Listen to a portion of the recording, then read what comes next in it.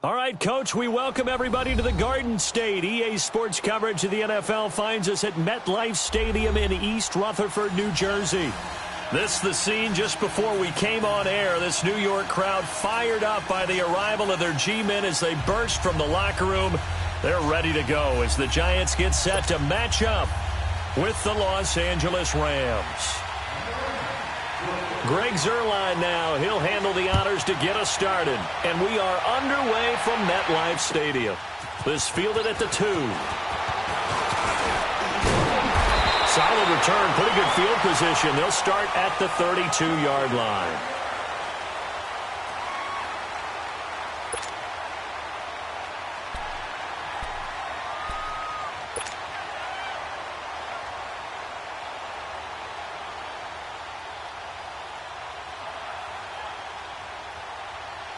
From the 32 now, here's 1st and 10.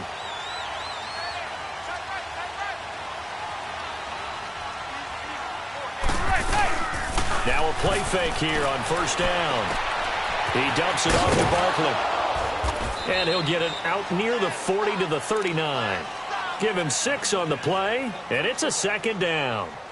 I like it, I like it, I like it. Get everyone involved in the passing game, and you know you can create those great mismatches throwing it to your guys out of the backfield. And on the first drive, that can also help establish some rhythm, right? I think so, and gets everyone involved. They feel like they're part of it and really gets them amped up as they go forward. 6 yards was the pickup on the last completion, so here's 2nd and 4. Working from the gun, Manning to Barkley on the check down. And he'll get up to the 43-yard line. 5 yards is the pickup there as that extends this drive. I'm not sure that this play was designed for him specifically, but they got through the progressions and got the ball to him. So, second catch on the drive. He may not be a primary guy, but they definitely want him involved, don't they? Absolutely. This early, the opening drive, as you said, 2 catches. So, if they can get him going in the passing game, that should open up his running game, too. On 1st down, Manning. Throwing for his running back, and he's got him complete. And he'll be brought down just shy of midfield at the 49-yard line. 6 yards on the pickup, and that'll make it a 2nd down.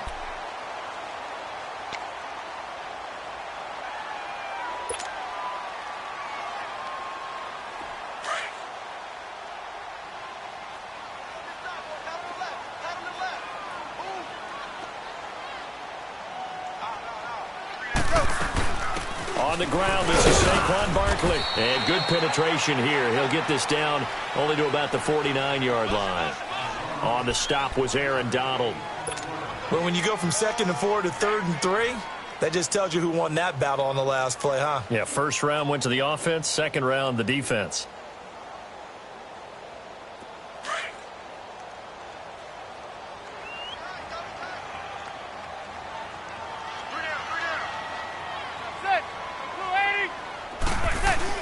Now Manning on the bootleg. Sliding out of the pocket. And Ingram holds it in. And he's got the 1st down before being taken down at the 46. Give him 3 yards and a fresh set of downs.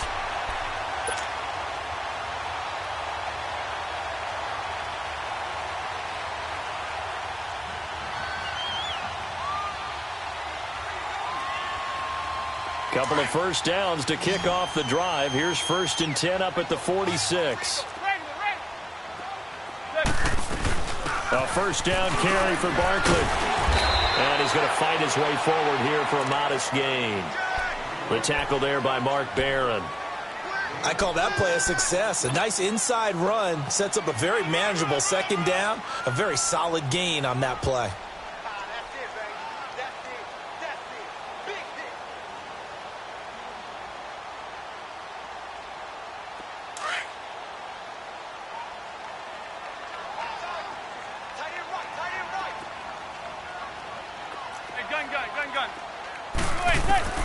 Manning to throw on 2nd down.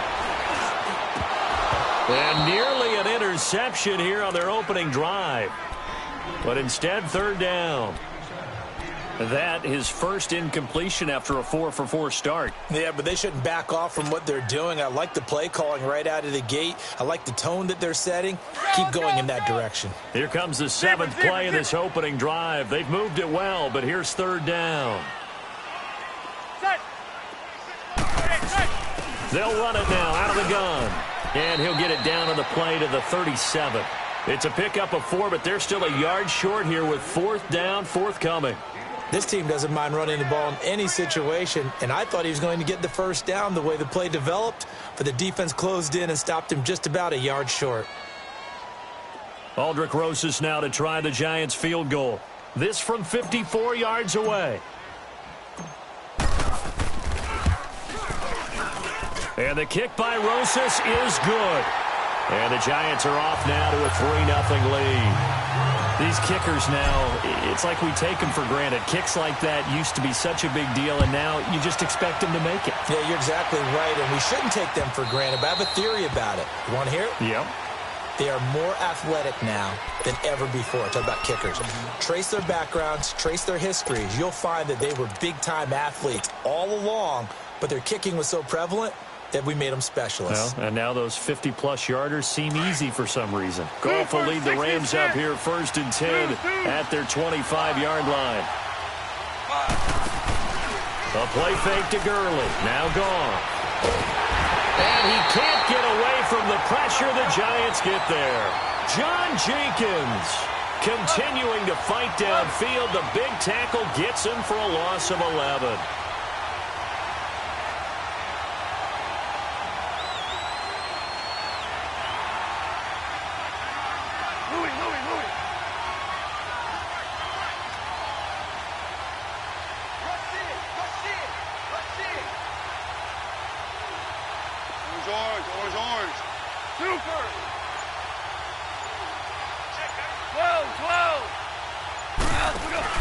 They go play action with Gurley. Now Goff. And that's caught left side. It's Woods. And he'll be about a full yard shy of the 20 at the 19-yard line. That catch good for 5. It's third down.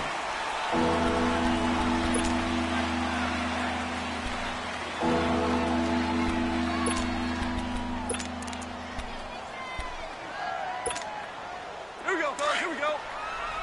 76. Tell him. 76. 76. Third and long. It's gone. Eluding the pressure right. This is caught. It's Cooks. And he finally goes out of bounds across the opposite 40. Goff finding Cooks on a big play. 45 yards.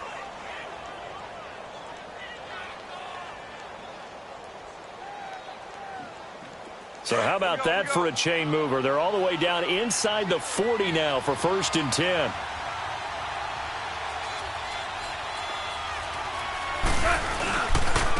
On first down, it's Gurley.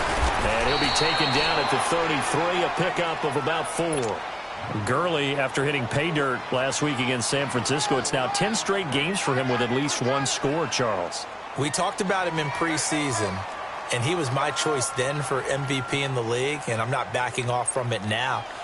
He runs it, catches it. All eyes on him in that offense, which opens things up for everyone else. Had 3 more touchdowns against San Francisco in Week 7, 14 total on the year. Only the 3rd guy in NFL history to have that many through his first 7 games. And down he goes, taking it inside the 10, just shy of the 5 at the 6. A very solid gain of 27.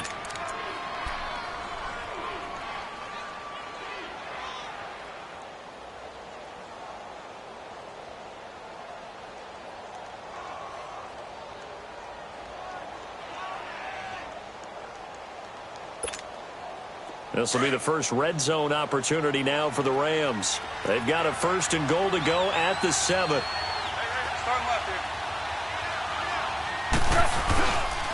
On 1st and goal, Gurley. And he goes backwards on this one, losing yardage to the 7. That's going to go as a loss of a yard, and it'll be 2nd down.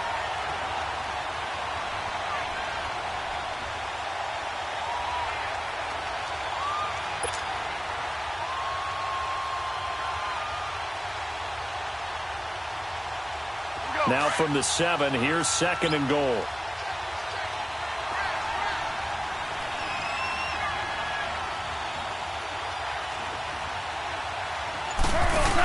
He'll get it up the middle. And he's going to take this one in for a Rams touchdown. Todd Gurley taking it in from 7 yards away. And the Rams are in for 6. Zerline good with a PAT. And that makes it a 7-3 lead. Zerline out now to kick this one away.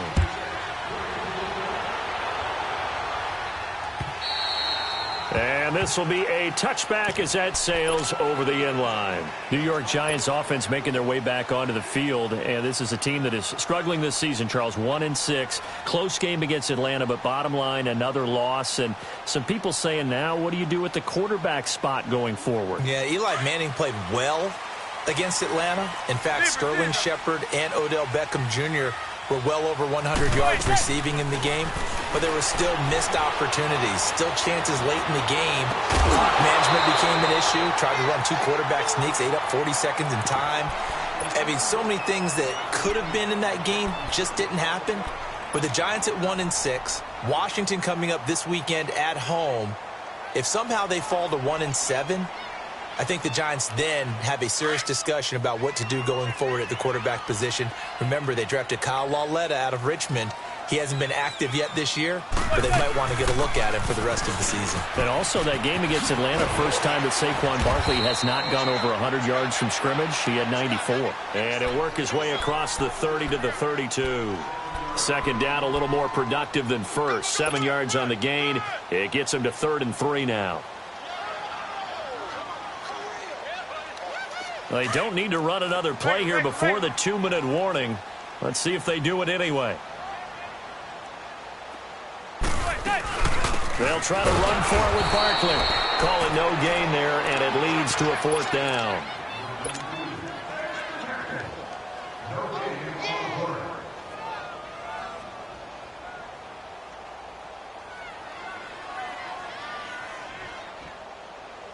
Fourth down, so on is the punter, Riley Dixon.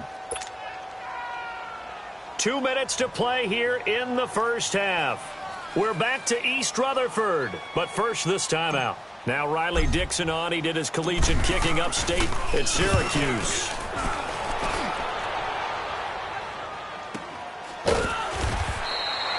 So a change of possession here on the punt. And the Rams will go on offense here with a 1st and 10.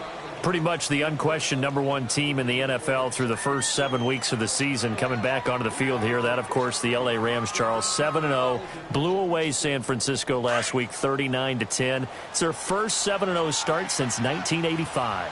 And remember when they were worried about Aaron Donald and him coming to the team and when he would get really into shape and rounded and into form? Well, how about 4 sacks and a forced fumble against San Francisco? That's a career high for him in terms of sacks. But I know how people keep saying, well, when will they get tested? To me, they got tested this week by having the poise and the maturity to blow away San Francisco when they were obviously better than them and not have a letdown game. But they are home for Green Bay and then at New Orleans in the next couple of weeks. So if anyone has doubts, they get through these two, all doubts should be erased. And some good tackling there as he stopped up at about the 41. What's the old expression, 3 yards in a cloud of dust? In this case, it's dust-covered pellets. It's no longer that old grass that we used to play on, right, and chew it up.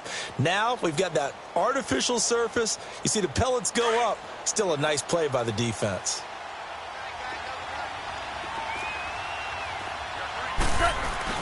To throw on 2nd down is gone. Throw right side is into the hands of his tight end, Everett. And they'll have it in the red zone before he crosses over out of bounds. A good pickup there, a 22.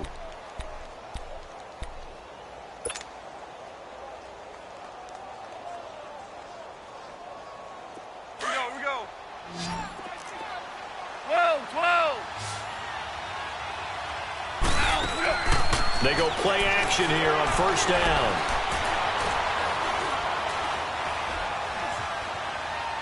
And he just throws this one away. Smart decision here this close to the end zone, and it brings up second down. I hope I don't sound too rah-rah on that one, but that's the exact right throw. Either your receiver gets it or no one gets it. Give him a lot of credit for being really precise with it. Got rid of it. No one got it. After the incomplete pass, here now is 2nd and 10.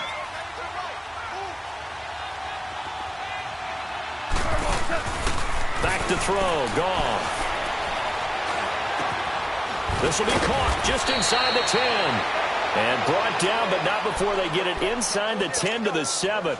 Goff to Woods as the Rams move the chains.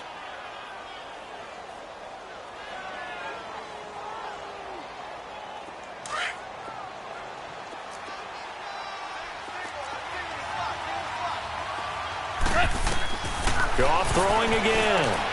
That's going to be caught at the 10-yard line. Now before this second down play, we'll get whistles and a timeout as they stop it with 19 seconds to go in half number 1.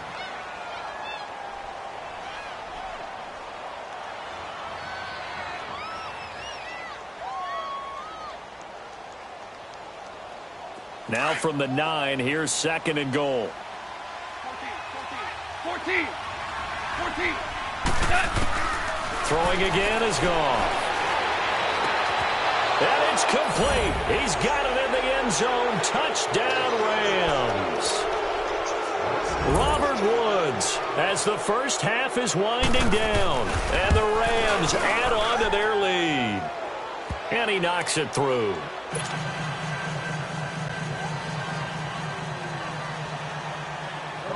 Zuerlein out now to kick this one away.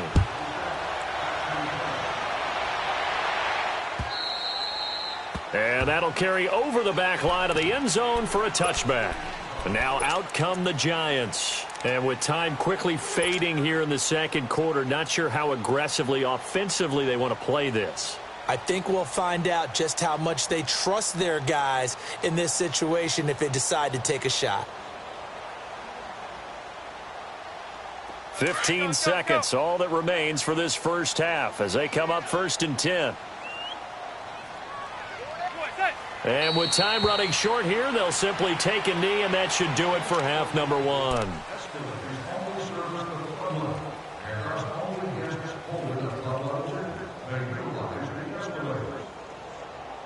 So we've hit intermission, an abbreviated halftime show as we get rolling to quarter 3.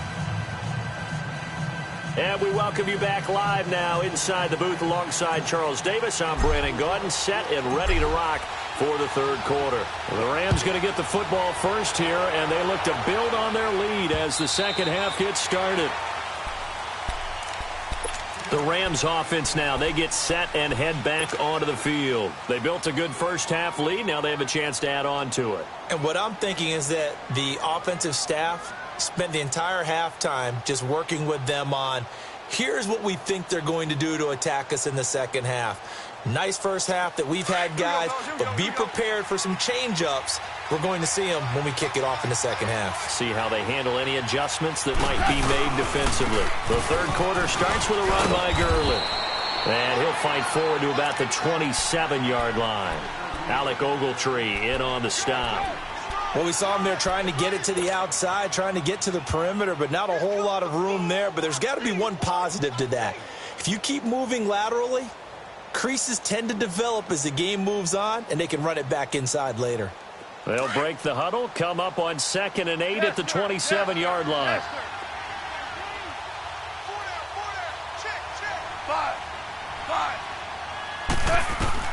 Here's Goff now on 2nd down. It's caught left side by Cooks. Brandon Cooks. Touchdown, L.A. Brandon Cooks, 73 yards. And the Rams add on to their lead. Zuerlein connects on the extra point, and the decision to just kick the extra point winds up successful.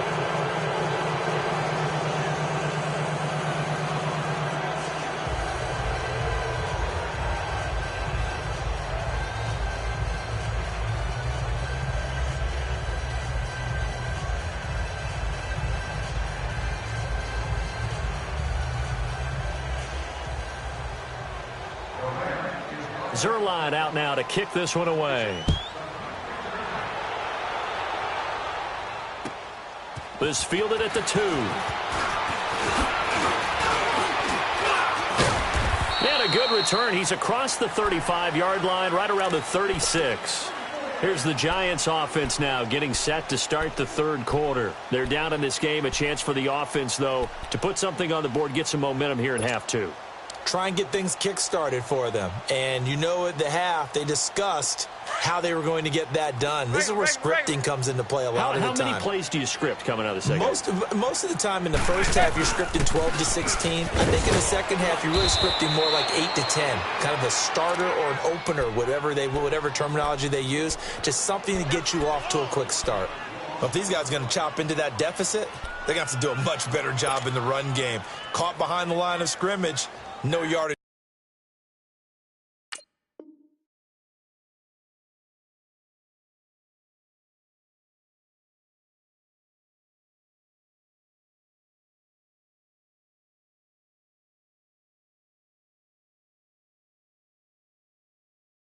Should be found.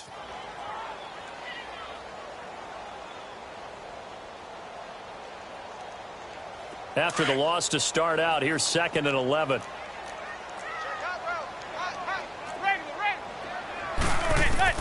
Manning to throw on 2nd down. He's going to flip one out here to his running back. And he'll be taken down at the 46-yard line. They get 11 back on that one. It leads to 3rd down. And a nice gain and a broken tackle along the way. And really, we shouldn't be surprised, should we? That's what runners do, especially the best ones. They break tackles and gain extra yardage.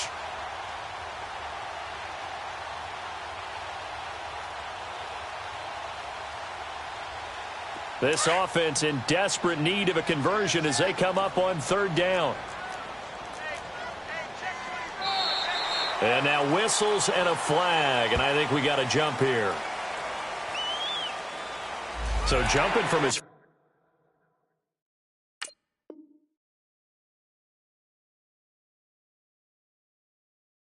free safety spot. That tells you how aggressive they are on defense, doesn't it? They get everyone involved. He was a little too fast on that play.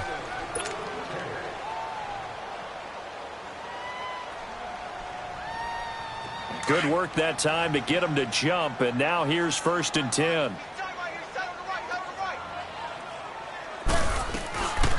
After the penalty, they go with Barkley. And he's going to take this one across midfield and into Ram territory.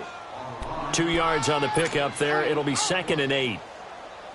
Well, they certainly have been able to get him going and establish the run, so I think it's time to abandon that plan and start chucking it all over the park. And you know who's excited about that?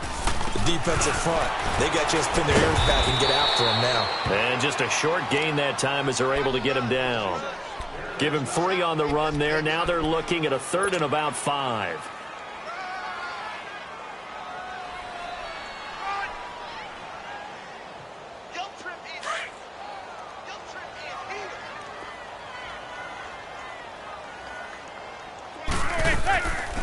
They'll run it now out of the gun. No gain there on the play, and that's going to leave them with a 4th down. He continues to struggle to find a crease to break off a big one and might need to just put that aside and just try and ram his way forward and get what he can. First kick, 47. This one looks good as well. And problems spreading to the punt team now. This one goes all the way into the end zone on the fly, so that'll come back to the 20. Here's the Los Angeles offense as they get set to take possession. And the ledger for them so far looks pretty good, doesn't it? It certainly does. Touchdown, touchdown, touchdown. Not sure it can be much better than that. They've got to feel very good about the groove that they're in at this stage of the game.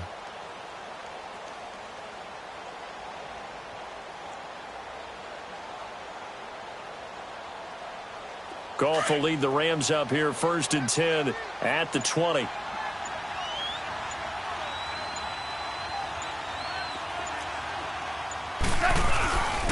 Time to establish the run game here. Gurley. And he will lose yardage on the play. Back at his own 19-yard line. It's a loss of a yard there, and now 2nd down. An interesting and intriguing decision there defensively because they kept extra DBs on the field despite seeing the multiple tight end look that came out for the offense. I thought they were going to switch out of it. I didn't know if they felt they didn't have time or what the case was. Well, in any event, the extra speed allowed for great penetration as they stuffed that one behind the line of scrimmage. So time to start going in the other direction as they come up now 3rd and long.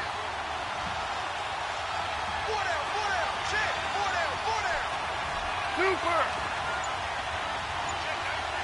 12. From the gun on 3rd down, Goff. They got a man, it's Woods. And he's got it past the 30 before he's hit and dropped. 5th catch of the afternoon, and that gives him a 1st down. And defensively, they were in zone coverage there. Do you have to be a little careful you're losing playing against a good quarterback like he is to not play too much zone? Yeah, you have to be careful about how much time you're giving up. I think it's a good point you just brought up. So maybe if you still want to play zone, you go to a zone blitz scheme. And you can drop anyone out of your defensive front. Defensive end, defensive tackle. It doesn't matter. You just exchange someone to bring more pressure towards the quarterback and still try and cover downfield. Welcome back now here in East Rutherford. It's the Rams out in front here. They've got control of the football as well as we get set for the 4th quarter. So they'll come up 1st and 10 now from the 33.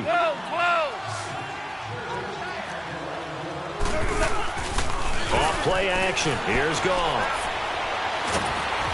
Oh, hit as he throws there, incomplete. Pressure, and that's certainly going to be a key to this game going forward. And that time, they were able to get in there and influence the throw. And remember, quarterbacks got to get rid of it. They don't have the Tucker rule that they can fall back on anymore.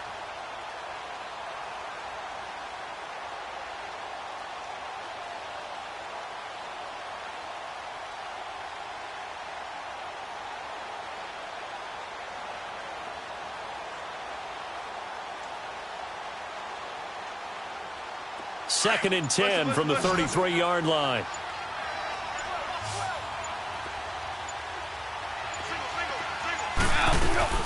Second and 10. Goff again. Throw complete right side to Cooks. And they're going to have this across midfield and inside the 45. That one goes for 24 yards. A couple of 1st downs has the football positioned at the 43 as they come up 1st and 10. 17. On 1st down, Goff.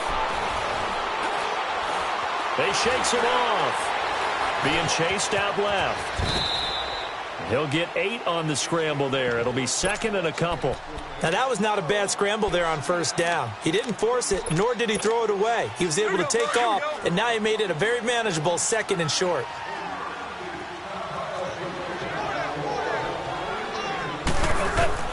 On 2nd down, here's Goff. Flushed out right. And this one taken in on the right sideline, but not in the field of play. They say it's incomplete. The throw led him a little too far. It brings up 3rd down. Trying to keep the drive going here. This is play number 7 on 3rd and 2. Out of the gun. Goff.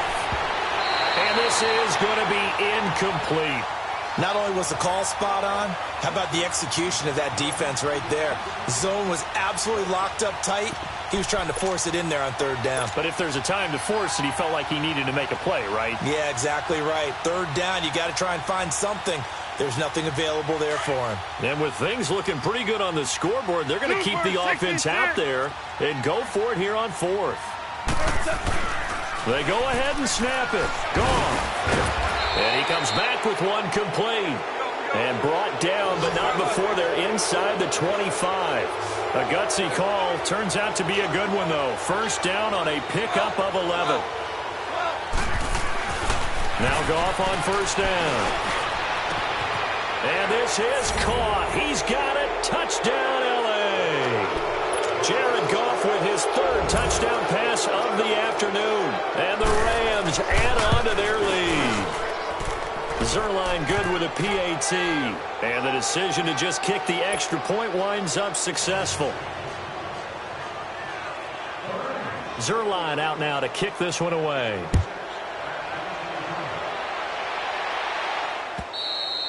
And this will not be returnable. It's out of the back of the end zone for a touchback.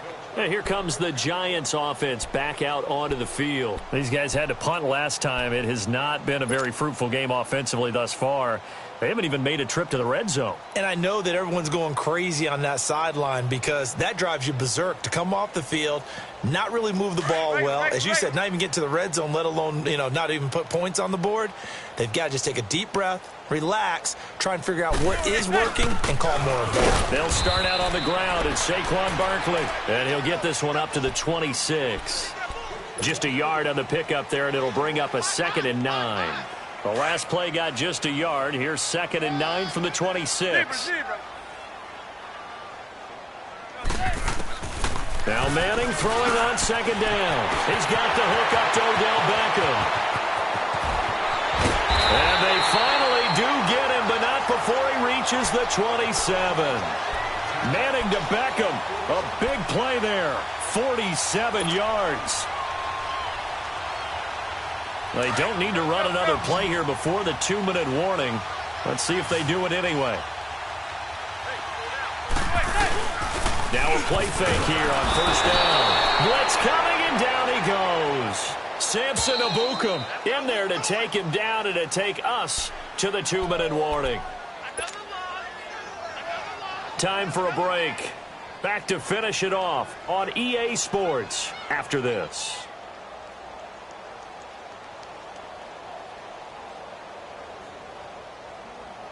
Don't need it all back at once, but you figure they're going to need something here. 17 yards to go on 2nd down. From the gun, it's Manning. He's going to let it fly. So the long attempt falls innocently to the ground, and it brings up 3rd. This defense was definitely alert to the possibility of the deep ball, and they were more than ready for it. They've got the lead, 4th quarter. Maybe can expect more passes like that downfield. An incomplete pass on that last play, and that means they'll need to come up with something here on 3rd down. Shotgun now for Manning. It's caught. Shepard. All the way in. Touchdown, New York. Russell Shepard, 34 yards. And the Giants are able to draw a bit closer. PAT up and good by Rosas. And the lead is down to 28-10. Rosas now to kick this one away.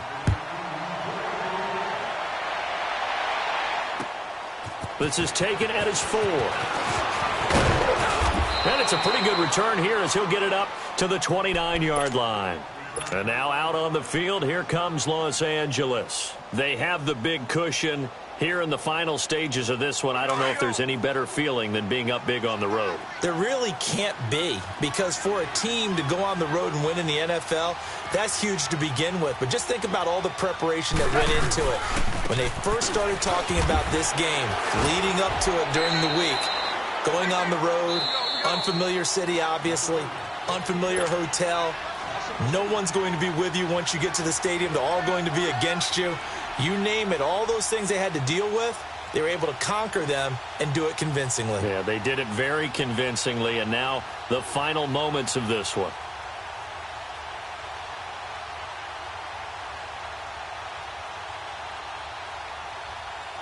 Here we go. Hard ball.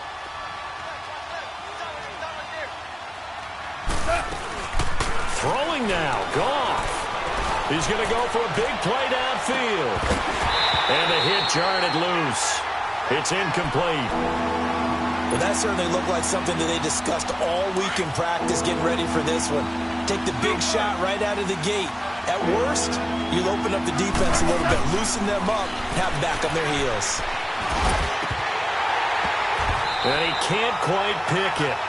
No interception so far. That probably should have been their first. But at least it's 4th down.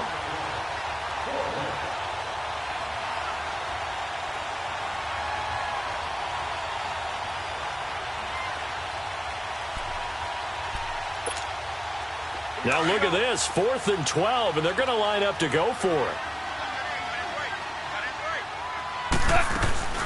A play fake to Gurley, now gone. Man open, it's Cup, he's got it. 14 down conversion plays, you usually think 1, 2, 3 yards, maybe 10. Not there. What a huge pickup as the Sticks make a drastic shift forward. So the big play changes the complexion of things. Here's 1st and 10 just outside the 30. Orange. Now a 1st down throw. Gone. And that's complete to Cooks. Another nice gain, 16 yards there and a 1st down again. These guys are running offense like you drive. The pedal is down, stomped down. How about that? Back-to-back completions. They are rolling. So much for being conservative and running that football. And not totally home free yet, but it's looking good as they come up 1st and 10. And this is going to be intercepted. Able to get there and pick it. And a good return here as he takes it up past the 30-yard line. Their passing game has been spectacular this afternoon. Finally, a win for the defense. You think maybe there was an adjustment there. Finally gained a measure of, I don't even know if you call it revenge, but got a play done against him, and that's been difficult for them all game long. So after the INT, it's Manning. And he can't find a receiver, and he's brought down. Aaron Donald coming hard that time. He's able to run him down for a loss of 12. That huge loss on the sack makes this job much more difficult. It's now 2nd down and 22 yards to go. Hey, go 56. 27 to Sam. 27 to Sam. Regular. Here's Manning to throw. Now a desperation throw. Well, this is taken in. It's complete. And he'll have it past midfield almost to the 40 before being taken down. They give him a gain of 38. So the big play gets him across midfield now for 1st and 10. On 1st and 10, here's Manning. Open man right side is Ingram. And with inside of 10 seconds, 8 to be precise, we get whistles and a timeout on the field. Well, from an offensive perspective, that sure was pretty because the corner route is extremely difficult to defend from my perspective. What we just saw there, is that sort of the evolution of the tight end position? Yeah, I think it is because more and more, tight ends are being treated like wide receivers. These are some agile players who can make a play in any spot on the field. And that is incomplete. 2 seconds left on the clock. He was looking for Odell Beckham that time. That'll bring up 2nd down. Another wayward pass. You know, things started out poorly in this game, and to be frank, they just really haven't gotten much better. And all that does is embolden a secondary. They feel good about what's going on, and they just play better and better.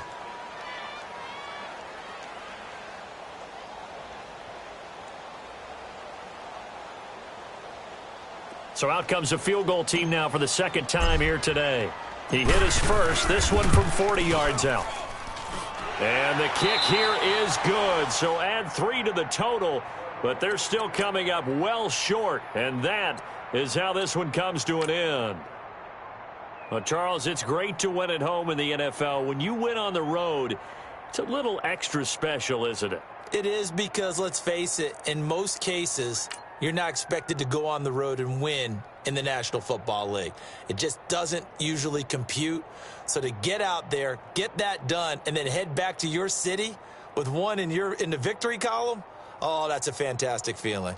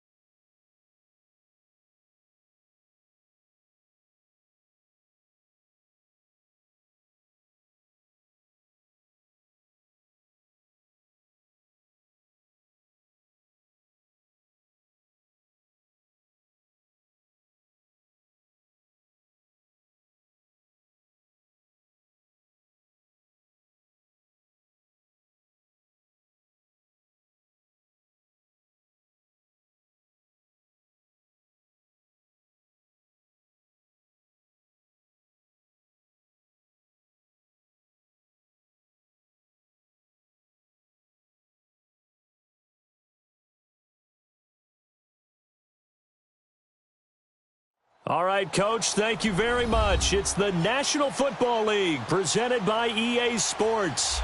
Just a short time ago, smoke from the pyrotechnics filled the dome as the Colts made their way out of the locker room. We're set for football as the Colts get set to match up with the Baltimore Ravens.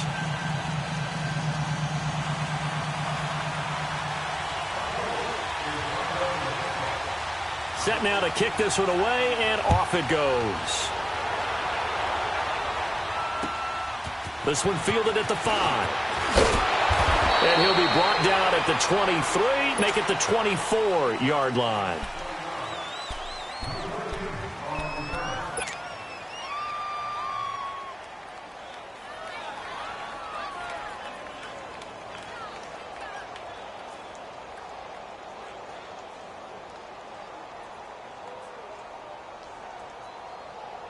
Jackson and the Ravens come up now, 1st and 10. Green 39! Green 39! They go play action here on 1st down. Flush to his right. Caught by Snead over the middle. And he'll have it past midfield almost to the 40 before being taken down. A very nice pickup of 33 yards.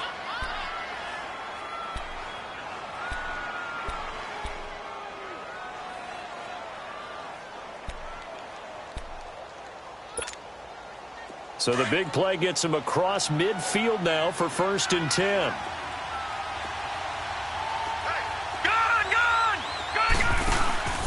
They go play action with Jackson. Buying time to his left. And he's got room. Past the 20. And they'll have it in the red zone before he crosses over out of bounds. Turns out to be a great idea to tuck that one. Good for 24 yards. First red zone chance now for the Ravens. They have a 1st and 10 at the 18. From the red zone now, they'll look to throw. That's going to be caught at the 10-yard line. And brought down, but not before they get it inside the 10 to the 7. 11 more yards that go around, a 1st down as well. So 3 plays already 1st and goal, and they are wasting little time. Throwing is Jackson, and he's going to be brought down just shy of the 5 at the 6. It'll be a pickup of only a yard, and that'll bring up a 2nd and goal.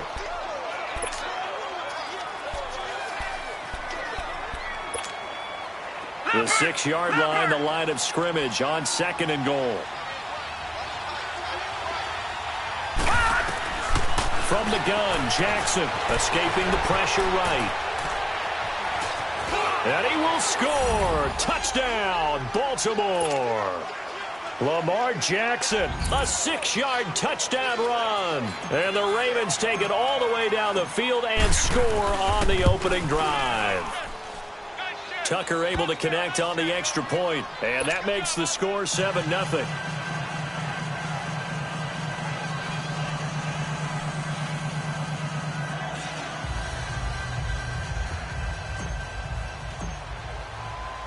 Here's Tucker now out to kick this one away.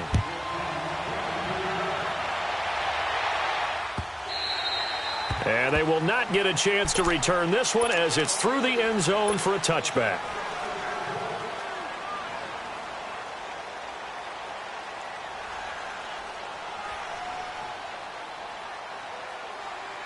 Luck and the Colts come up now 1st and 10 at their own 25-yard line. Out of the gun, Luck. Throw left side complete. That's Doyle. And he's able to get out to the 32, brought down there. 7 yards, the pickup on the pitch and catch. Now, Charles, what's the mindset here offensively? You gave up the touchdown pretty quickly. Would it have changed if you had gotten a stop and it would be 0-0 right now or no? I wouldn't think so. I think in most cases, just down a touchdown, you know. And he's going to be grabbed and pulled down. Now, we talk about players blitzing all the time. I often laugh and sometimes call it just straight-ahead pursuit. What a running start right back to the backfield for him. Yeah, it really didn't give anybody a chance to get up there and stop him. No, I mean, that's really, really difficult. You're asking a whole lot anyway, but when he gets that kind of a start and comes through clean, Oftentimes, the advantage definitely goes to the defensive player. Now a third down throw, but it misses the target, incomplete. And third down is a key down in any game you play. And third down defense, something we've got to watch in this one. Got to be effective on the passing downs. That's a pretty good first step right there.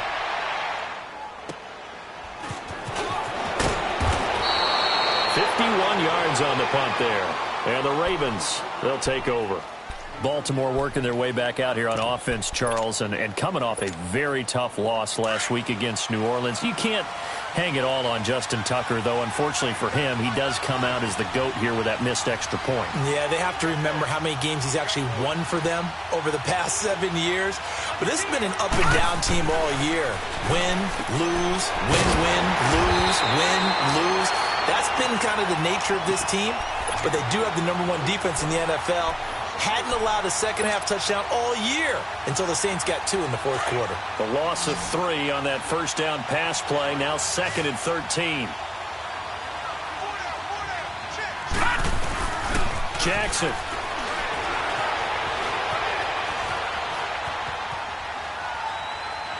Now he'll go deep down the middle. And got his man complete. And they'll get this well past midfield before being stopped just before the 35.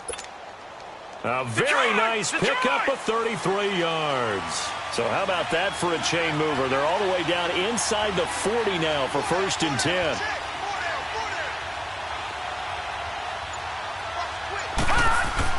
Throwing now, Jackson on 1st down. Under pressure, and he'll go down. They'll sack him on what ought to be the final play of this first quarter. But they face a 2nd and long to start things out.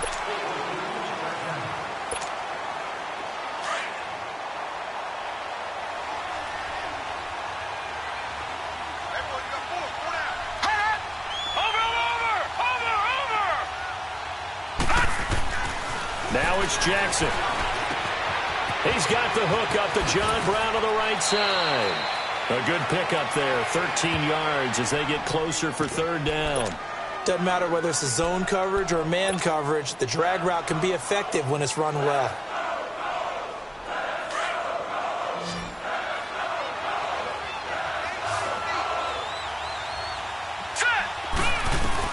From the gun on 3rd down, Jackson. And that is incomplete. Didn't have a receiver open downfield, and as it turned out, couldn't even find his outlet man because of the coverage. It was way too tight, unable to find anyone open.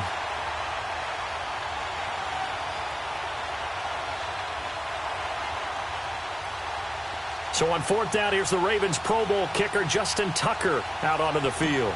This is a 49-yard attempt, right hash. And Tucker's kick right there. It's good. And the lead moves to 10-zip. So he splits the uprights and has to be a nice feeling. Right when it left his foot, knew it was good. Yeah, just like a good three-point shooter in basketball, right? Release the ball, fall back on defense without even looking. You know it's going in the hoop. This fielded a few yards into the end zone. And this return net's positive as he gets past the 25 and up to the 27-yard line. Possession back to the Indianapolis Colts here. And, you know, I look back at their score from last week, that win over Buffalo, Charles. One of the strangest scores in the NFL I've ever seen. 37-5 was the final. Yeah, I'm sure we could go back and ask the researchers, hey, how many games finished 37-5? I'm not sure we would find one. This might be the only one. Who knows? But how about Andrew Luck? Did not have to throw the ball nearly as often, but he did get T.Y. Hilton back, his top receiver, and that certainly helped. Just 176 yards, but 4 touchdowns, 0 interceptions. How about the next few weeks? At Oakland, an open week, and then home games against Jacksonville, Tennessee, and Miami. This is a chance for Indianapolis to make a run. Give him 7 on the play, and it'll be a 2nd down. So many times you hear today's NFL described as a space game. Get your best players into space with the football in their hands. That's why sometimes you just swing it out to your runner, get him out in the flat, and let him have a chance to make people miss an open field. The passing game for the Colts finding its stride, another 1st down. And now the passing game here in the 2nd quarter starting to heat up a little bit. Don't you feel the rhythm starting to happen, right? You see it now, the confidence is starting to rise. I think now as a play caller, because that has happened, you lean on it a little bit more. You don't go totally away from running the football, But you do say, guess what? We can throw it. We can throw it well with a whole lot of confidence. He couldn't quite hold it. Got hit. Ball pops out. Incomplete. Seems like this defense, especially the secondary, has really been contesting about every throw in this first half. Remind me of a good half-court defensive basketball team. Every time a pass is thrown, they're right there in good defensive position, able to affect the play. 2nd and 10, Luck again. Now they go screen. It's complete. And they went the wrong way there. Losing yardage back at the 43-yard line. They had the catch on 2nd down, but it didn't help at all, and now they're looking at 3rd down here. 2 minutes to go here in the first half. We'll come back to Indianapolis right after this.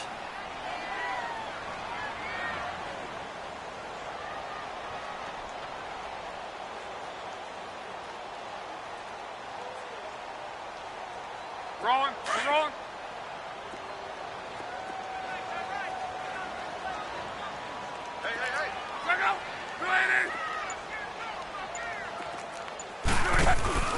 Now a play fake, and it's Luck.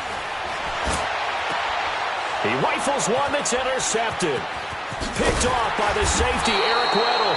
And he'll return it to the 24-yard line. Well, CD taking a peek at some of the injuries from around the league in Week 7. We did have a few. Quan Alexander on that Bucs defense went down with an injury. They'll be monitoring Sony Michel in New England. Now, remember, they already lost Jeremy Hill, Rex Burkhead out of that backfield, so a couple injuries to note. Certainly, and Quan Alexander in the middle of the Tampa Bay defense, which was already struggling. They may not get him back the rest of the season. Sony Michel, they're hoping to get him back after a few weeks. Albert Wilson in Miami has made big plays all season long, has a hip injury. That could cost him some serious time, if not the season. LaShawn McCoy, Melvin Gordon, they're hoping to get them back in the upcoming weeks. Yeah, interesting that they won without Melvin Gordon last week. That was a big win. Now, a deep ball there on 2nd down, but it'll wind up incomplete. One of the toughest things about playing defensive back is pattern reading, trying to figure out what they're doing. And on that one, they had to fly, just sending a guy downfield with the in route accompanying it, what people call a dagger route, trying to hit the guy underneath after the clear out. In this case, though, they're not able to get it done. Yeah, they said forget the underneath route. They went for the guy on the fly, but as you said, incomplete. So from the 36 now, 1st and 10. Jackson on 1st down. Dancing to his left. Now he'll let it go on the run. Deep left side. And it pops free. The collision there jarred the ball loose and brings up 2nd down. And you just know when that play call came in, their eyes lit up, because anytime you get a chance to take a big shot downfield, that's a lot of fun, and they missed an opportunity. Now Jackson. Allen here on the screen. And he'll lose yardage. Brought down at the 32. He'll wind up losing 3. And now it's 3rd down. And on 3rd down, a nickel formation here defensively. And Jackson throwing once more. He uncorks it for Snead. And he knocks the ball away, and it falls incomplete. Nate Hairston there defensively. Well, partner, they're not content to run this one out as we head towards the half, trying to hit a big chunk play right there and add to their score. Now, this is a confident group. At the very least, they're thinking field goal. Yeah, and I don't blame them one bit. I don't think you sit on the ball going into the half when you have a chance to put some more points on the board. So possession goes over here on the punt, and the Colts are going to take over, albeit deep in their own territory. Now the Colts offense gets ready to head back on the field. And this is a unit that, to be frank, doesn't look like they've woken up yet. I mean, a punt and a turnover on their first 2 drives. And I think the game's starting to take shape a little bit now. And I'm going to take it into the basketball world. When you're having trouble scoring or moving the ball in basketball, what do? Get it to their best player, right? Find a matchup, create it, exploit it, and try and move the football. Trying to shake off the interception from the last drive. He'll look to throw. And he'll be brought down, it looks like, right at the 15. Just a yard on the catch there. It'll be 2nd and 9. The goal of a wide receiver screen is get enough blockers in front to create a wall and let him pick his spot to run the football. How about the defense there, swarming to it and not allowing that to happen? Did not let him get downfield. Well, we looked at each other right when he flinched. We knew that that flag was coming. Yeah, offsides, easy call, mark off the 5, and keep it moving. The ball gets bumped up. It's now 2nd and 4 after the penalty. 12, 12. 12, 12, 12. Check 48 to the mic. Check 48 to the mic. You ain't going nowhere. 25, check 25, check 25.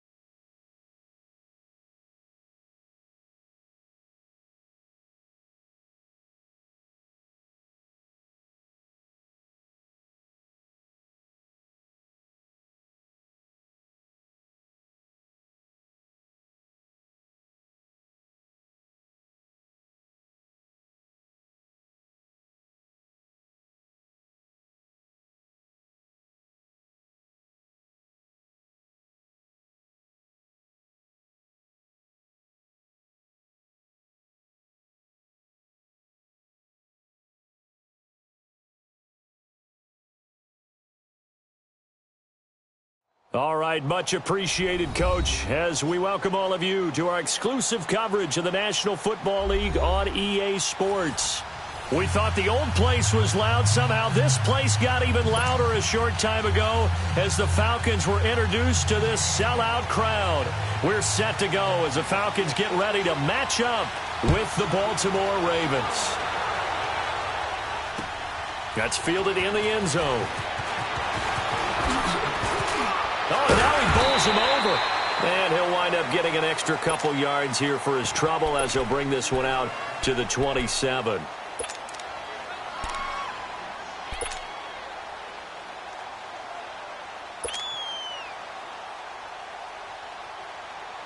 Jackson and the Ravens come up now 1st and 10.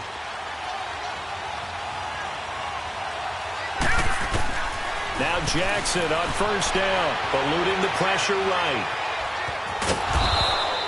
The improv on the scramble there gets him 6, and it'll be 2nd down. Okay, he's not going to get the 1st down, but this is still a nice job of buying some time and then running to get to the sideline and get out of bounds and avoid the big hit. All right, now, lucky 56. Lucky 56. On 2nd down, here's Jackson. And that is incomplete here. He was looking for Crabtree that time, and that takes us from 2nd to 3rd down. Those passes out that far wide always make you hold your breath a little bit. Felt like it was in the air for a while. What it does is allows a defender to gain some ground, come from a long distance, and have a chance to affect the pass. Now they face a 3rd down and 4 after that incompletion on 2nd down. 3-19. Jackson from the shotgun. Finds Crabtree for the completion. And able to rip off a big chunk of yardage before being dropped inside the 40. He got 29 yards that time.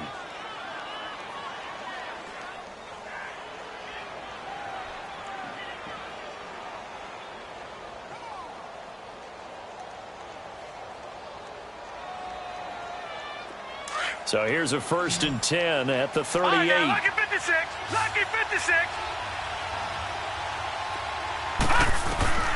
On 1st and 10, it's Jackson. Rush coming, and he's taken down. Man, he got in there so quickly, Charles. What could the offense have done to adjust and account for that? But what you're hoping is that you figure out and you see and get a clue that maybe there's going to be some pressure coming at you, and you change the blocking schemes. Maybe you go to max protection. The biggest one is maybe you bring your running back in to try and keep you clean. But in that case, that didn't happen. Zero accountability, and a sack resulted. And he'll be taken down at the 44-yard line. It's just a gain of a couple there on the scramble, and now it's 3rd down.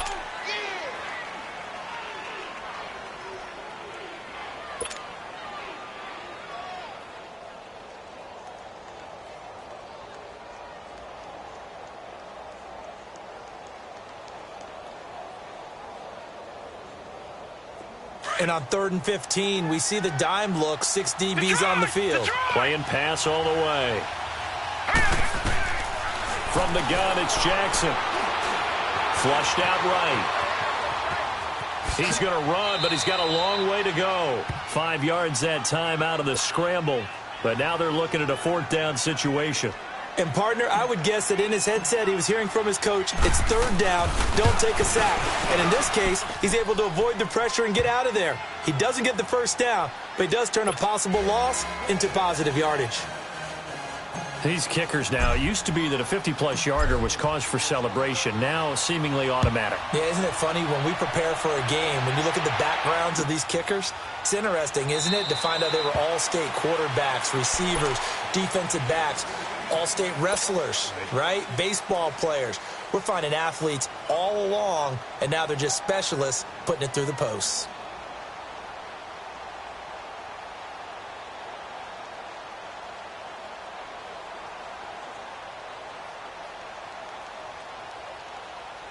Ryan will bring the Falcons up now, 1st and 10 at their 25-yard line.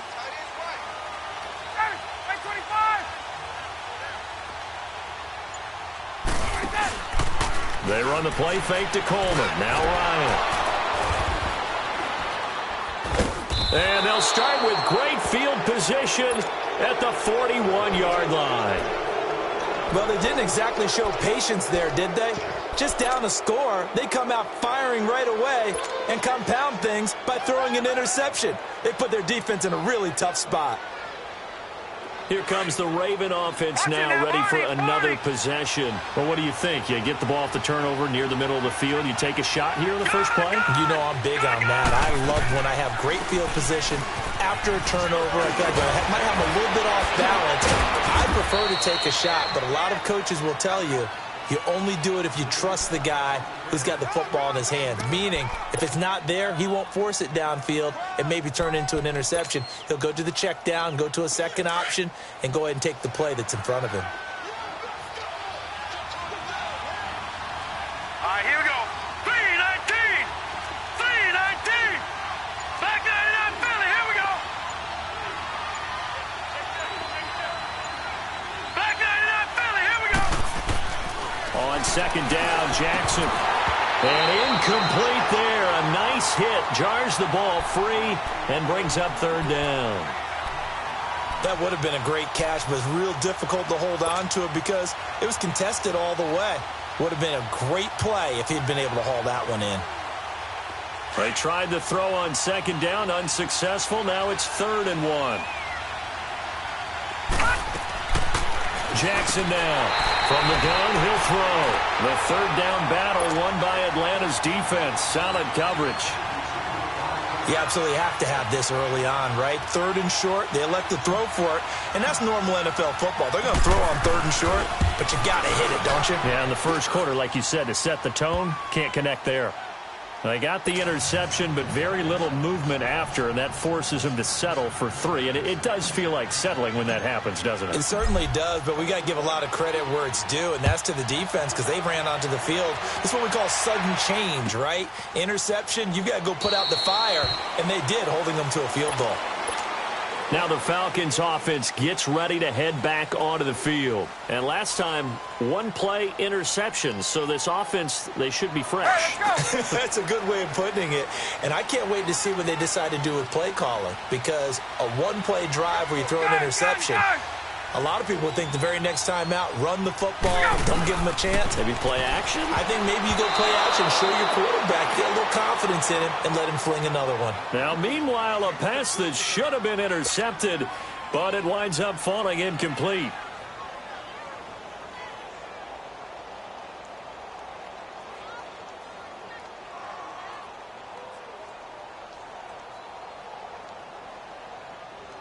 Line of scrimmage, again the 25, 2nd and 10.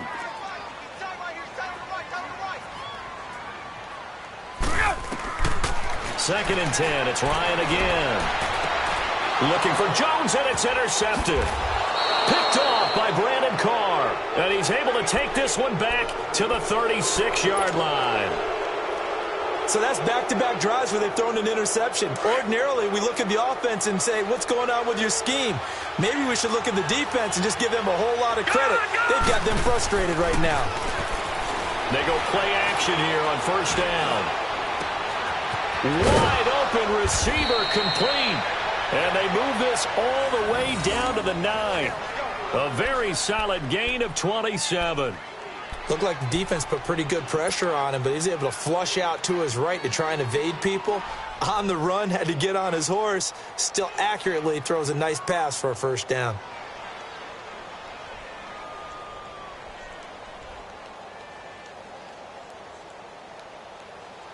First red zone chance now for the Ravens. They're looking at a 1st and goal from about the 9. They'll run it now out of the gun. Only about a yard there as he takes it from the 9 to the 8. Defensively, pretty good start there with their backs against the wall. That's a win for the stop troops right there. And if I'm them, I get a little bolder now. They won the first battle. Keep coming after them. Put the pressure on them. Here's 2nd and goal, operating from the 8-yard line.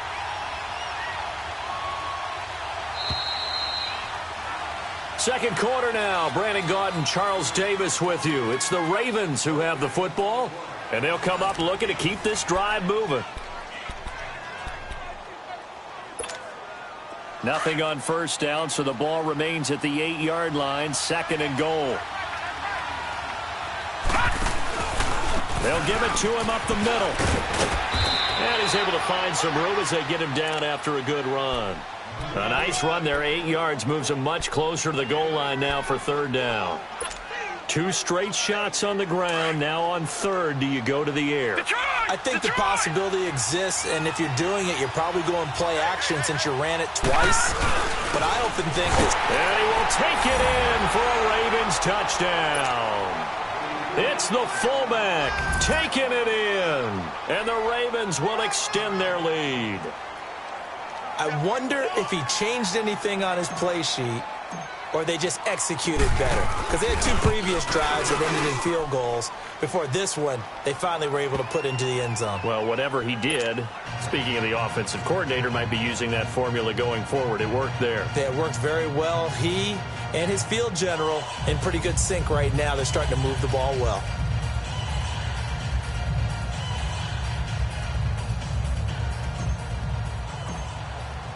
Here's Tucker now out to kick this one away.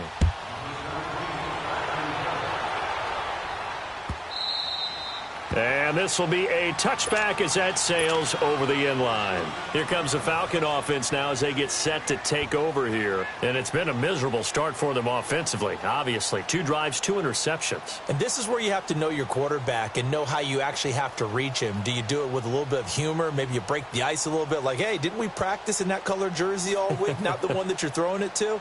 Or maybe you have to be stern with him. But whatever it's going to take to get the message, it has to be done. He's putting the game in jeopardy. Ryan and the Falcons now come up 1st and 10 at their own 25-yard line. Trying to shake off the interception. He'll look to throw. He goes underneath to Freeman. And they'll get it up just short of the 45 at the 44. First play of the drive, a success, 19 yards. Brandon, more and more offenses are going to the philosophy of using every inch of the field to try and spread things out. And when you're running back and catch the ball as well, that can only help your offense. They showed off the athletic juke. Good little gain there. Not a whole lot of real estate, but a nice carry. When you run a screen pass really well, you got to like the look of it because so many parts come together to make it work well. The offensive linemen where they're faking people out, the back slipping out there, catching the football, then all of them going together as one unit downfield, a really nice pickup. An incomplete pass on 2nd down leads us to 3rd and inches. Gun. 21. The former Indiana Hoosier here, Tevin Coleman. And he's going to have a first down as he's brought down at the 44-yard line. They only get 2 there, but on 3rd and 1, that's all they needed to keep the drive going. Here's Ryan to throw. Oh, he's got a little daylight. And he'll slide down to avoid the tackle. Nice work to get 7 out of that, and it's 2nd down. Partner, he was going through his progressions. Not there, not there. After about the 3rd one, he decided he better pull it down and run for it. And he slides down and avoids the hit for good measure. Now Ryan on 2nd down. And finding the tight end Hooper. 13 yards on his first catch. It's a first down as well. I got a kick out of that one, partner. You and I talk often about trying to hide receivers in certain situations, but a guy of his size, you can't really hide. And for the 3rd time here in this half, it's intercepted. Picked off inside the 10. And he'll be stopped shy of the 15 at the 14-yard line on the return. Well, Charles, pretty big piece of news around the NFL on Monday the 22nd. Dallas Cowboys all to talk about them needing a big-time target out wide.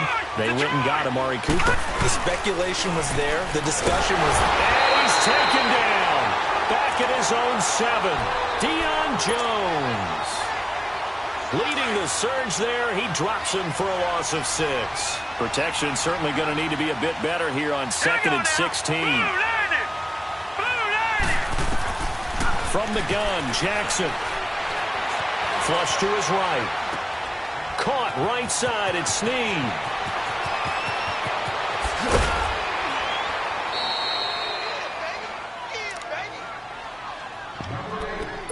A minute 57 to go in this first half.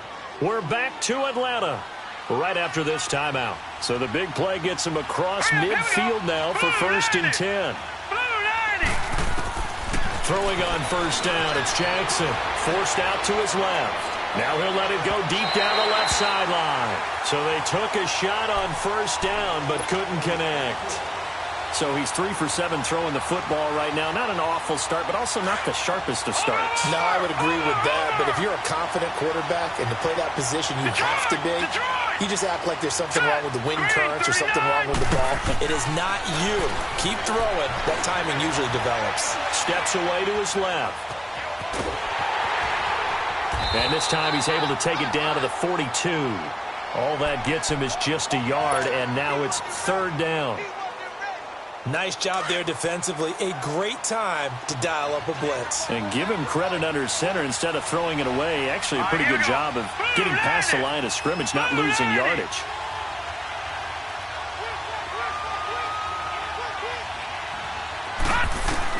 On 3rd down, Jackson to Allen on the dump off.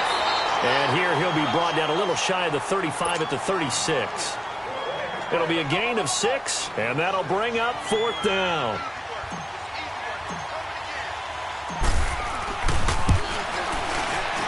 And Tucker's kick right there. It's good.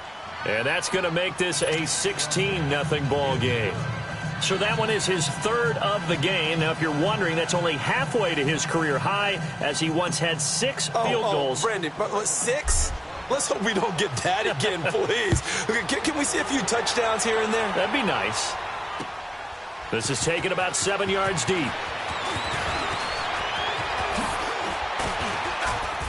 And the decision to bring it out, a good one, as he's up a yard or 2 shy of the 30. Atlanta now coming out on the field. And what do you think goes on here in this situation? If you got the football, you're trailing, you're back in your own territory with just a little time. Do you try something? You're thinking about jump-starting your team, right? You just mentioned it. They're down. They're trying to get back into the game. But you got to figure, if something goes wrong, you may have put yourself in a spot where you may not be able to come back in the second half. Managing risk, this is a big decision here. Looking deep for Julio.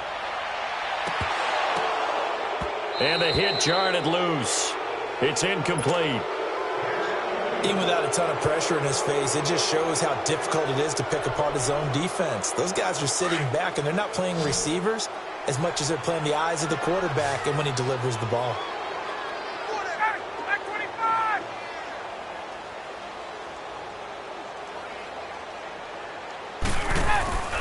They go play action now. Ryan escaping the pressure right. Now he'll let it go deep right. It's caught inside the 25. Touchdown, Falcons. Calvin Ridley, 74 yards.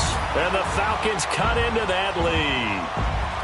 The way this one was going, you just got the sense they needed something before half. They've at least got something on the board now. Still trailing, but a good sign.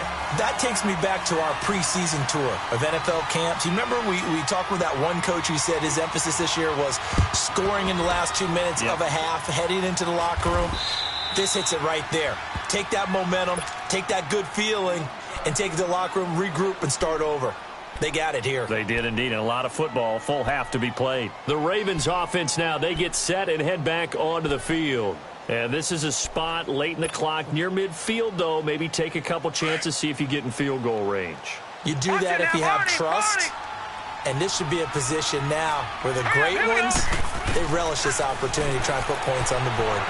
Being chased out left. And some room to roam now. That one a broken play, but it ends up being a good play. The scramble goes for 20. And now before this first down play, we're going to get a timeout here, as it'll come with 15 seconds to play in the first half. So 1st and 10 now from the 30.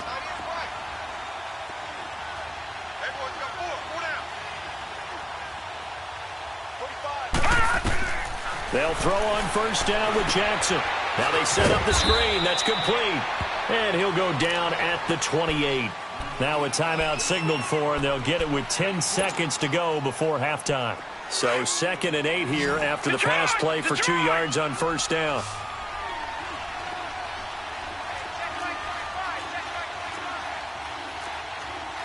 Detroit! Detroit!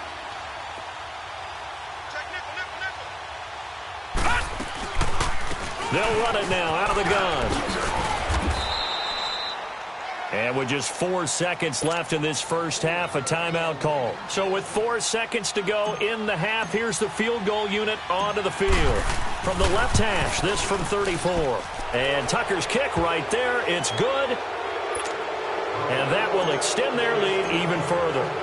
So they get the 3, increase their lead to close out the half. Excellent way to end a drive. Go into the locker room with a little bit of extra momentum after adding 3 to their total. And okay, so much for our halftime break. Apparently we're going to get right back to it. Welcome back. Halftime over. We are ready for quarter number 3 alongside Charles Davis. I'm Brandon Gordon. This is taken about 7 yards deep. And now running right through it. And all that worked, but he stopped where he ultimately would have been, and he simply taken a knee, and that's the 25-yard line. Here comes the Atlanta offense now ready to take over here. They have the ball here for the inaugural drive of the second half. Pretty big deficit, though. We'll see what adjustments were made in that locker room. And I never wanted to make something more important than it actually is, right? I don't want to create more hype than what is there. But this is I'm doing it, though.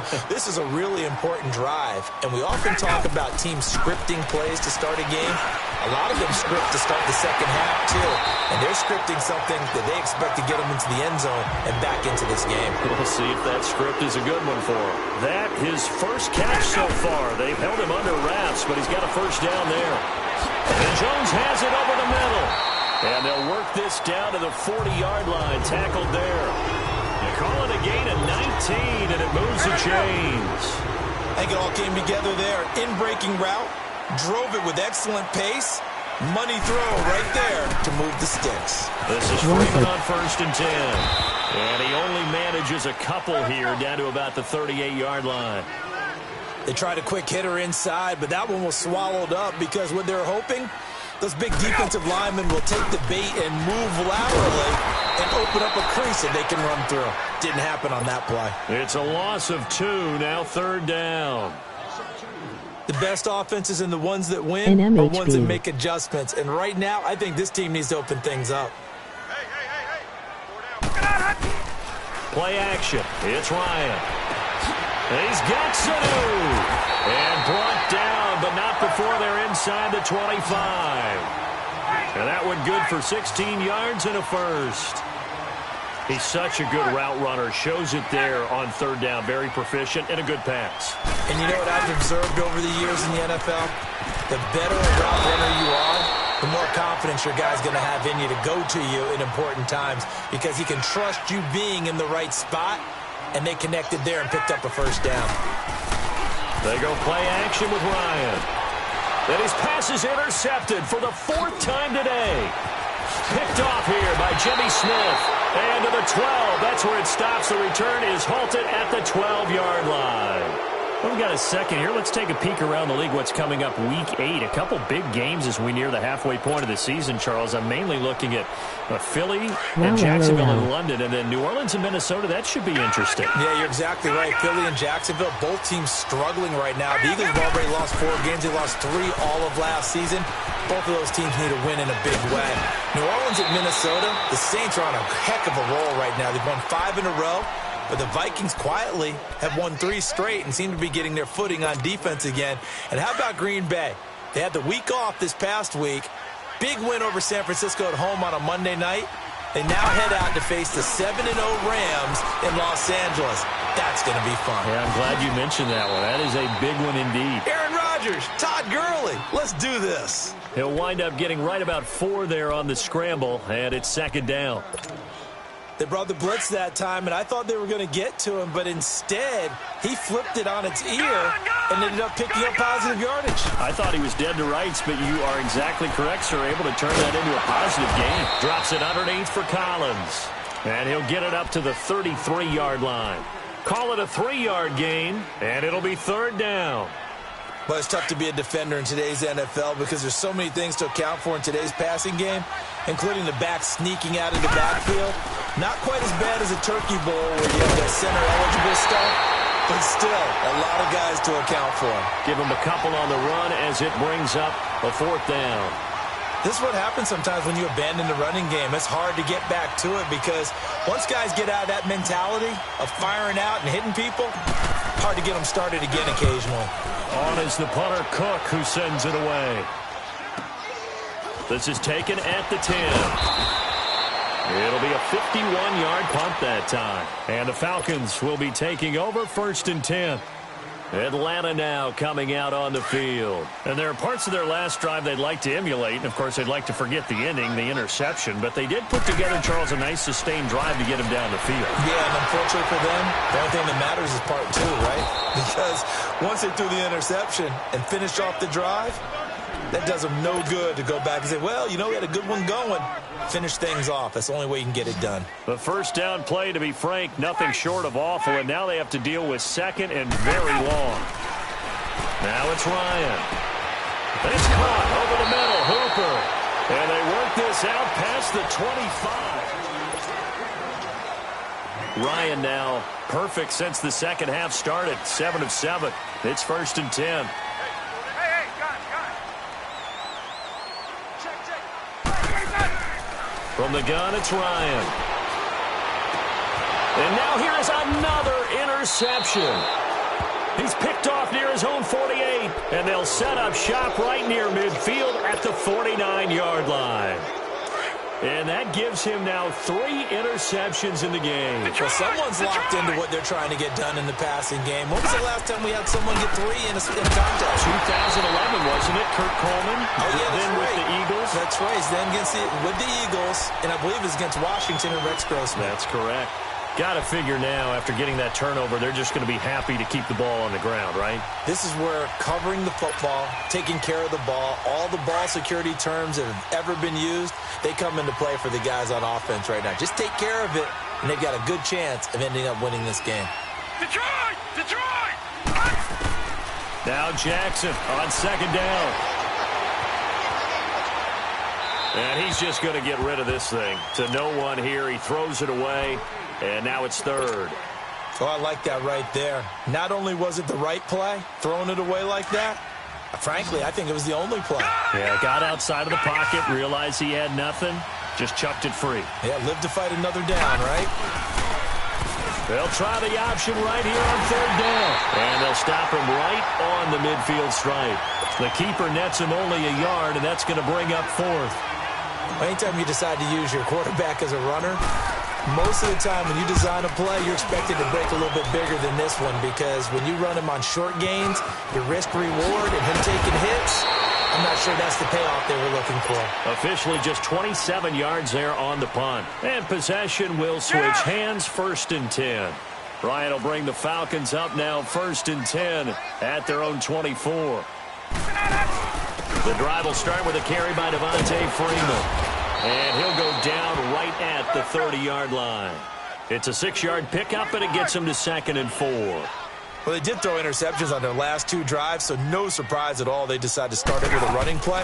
I'm actually a little bit surprised, though, that they got as much out as they did. Yeah, decent little gain. Puts him in a pretty good spot for 2nd down. He had the touchdown earlier. This one's going to get him a 1st down. Clock management, definitely critical here if they want to get back in this game. Absolutely agreed. They have to up the tempo in this case, down a couple of scores. Want to make sure they have a chance to win this ball game. And the Raven pressure too much. Down he goes. Well, they go play fake. The problem is nobody was faked out. And when no one's faked out, what's the end result? Quarterback gets hit. 21!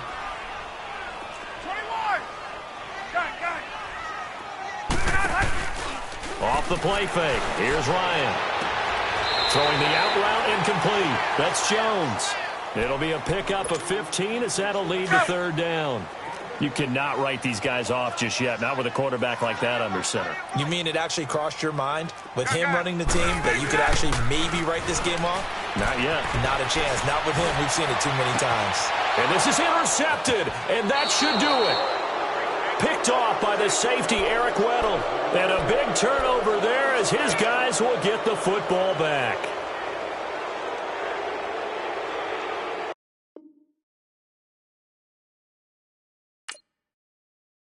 Another one.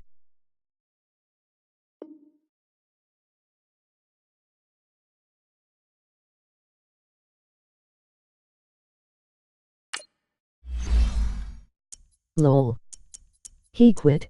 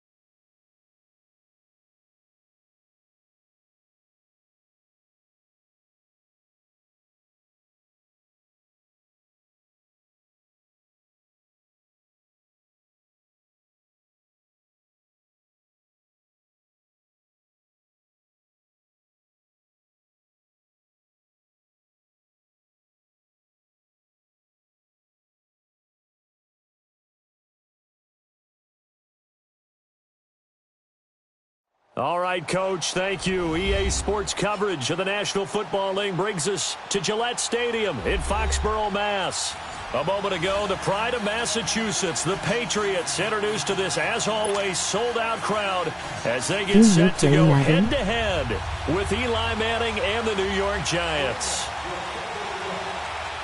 They played two of the more memorable Super Bowls in recent history. The Giants and Patriots are underway again. This will be taken in at the 1. And he'll take this across the 25, a couple extra yards, up to the 27-yard line.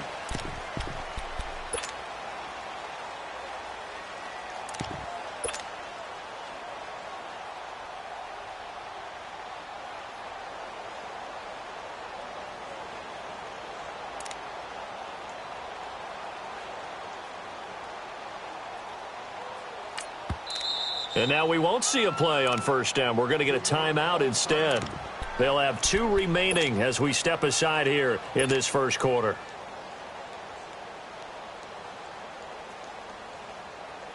Let's go, let's go, let's go.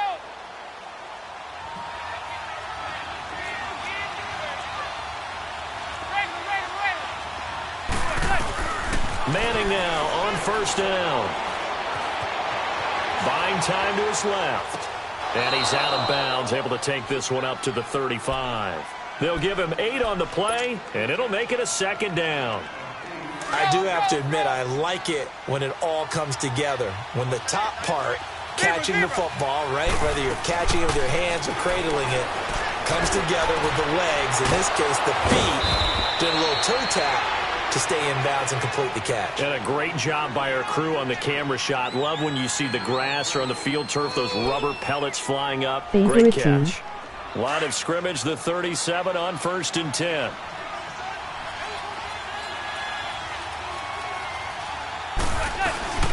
The first carry for the former Nittany Lion. This is Saquon Barkley. And he'll get 3 down to the 34-yard line.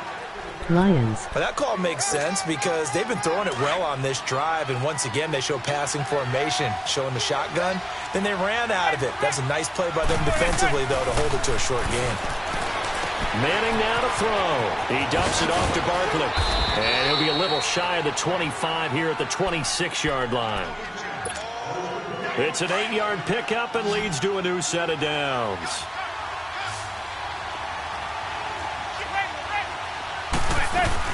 They'll run it now out of the gun. And able to push his way forward here for a good little gain. 5 yards is the tally on first down. That brings up 2nd and 5.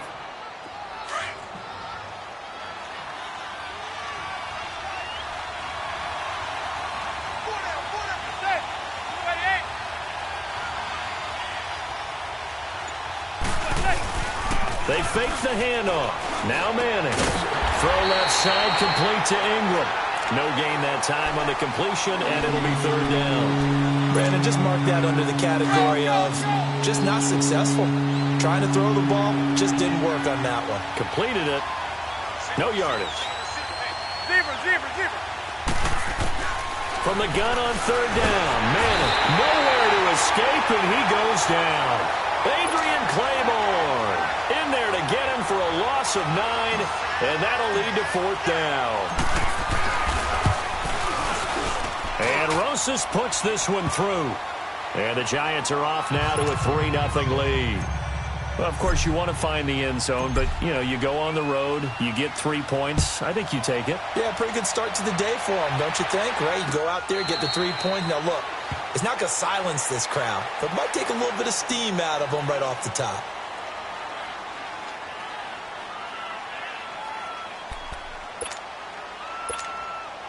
So Brady and the Pats take over 1st and 10 at their 25-yard line. What's your favorite team? 3 down, these 2. 29, Alpha. Ozzy. They go play action for White. Now it's Brady. Oh, he's going to air it out right away. He's got a man complete. That goes for a gain of 31. Well, partner, I'm not sure how this drive's going to end, but how about the way they flip field position there? A nice attacking play that picked up a heck of a chunk of yardage. New York Giants. So the big play gets him across midfield now for 1st and 10. Throwing on 1st down is Brady. Caught on the right side by Dorsett. And he'll lose yardage on the play back at the 45-yard line. That's going to go as a loss of a yard, and it'll be 2nd down. That pass play wound up for negative yardage, so here's 2nd and 11. Brady now to The Lions traded Golden Gronkowski. That's caught. And he'll be taken down as that will take us to the end of the first quarter of play. Alongside Charles Davis, Brandon Gaudin, it's the Patriots in possession to begin quarter number 2. And they're on the move here. They've got it 1st and 10. So 1st and 10 now from the 30. Brady now on 1st down. Complete to Dorsett. And he went nowhere. Well, he went backwards, back to the 33. A loss of a full 3 yards, and now it's 2nd down. The loss of 3 on that 1st down pass play, now 2nd and 13.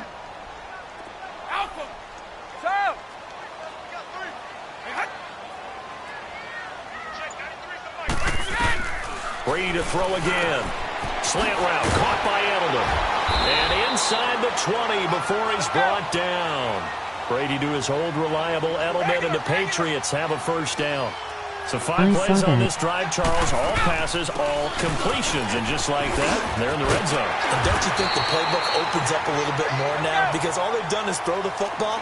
If you want to run it now, you may very well have them fooled. Partner, I remember a coaching friend of mine used to tell his running backs before games, make sure you run and jog. Hammering for the goal line. He loses the football. And the Giants have it. It's picked up. And a big turnover there as his guys will get the football back. He was so good. When I see a play like that, I come back to risk reward. I don't know about you, but is it worth it at that point, whatever you're going to pick up, to either take the hit, and in this case, lose the football? No. Should have gone down. I mean, hindsight's always 20/20, but that's the safe play. You're exactly right. Hindsight's really never wrong, is it? Because you can analyze it, but I think ultimately you got to look at it as a first option, taking care of the ball, getting what you can, and that's it. Don't worry about it anymore.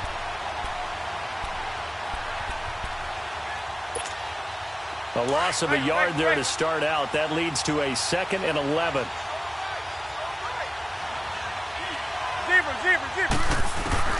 Manning to throw on 2nd down. Over the middle, he's got his tight end Ingram. And they'll mark him down right around the 9, just shy of the 10.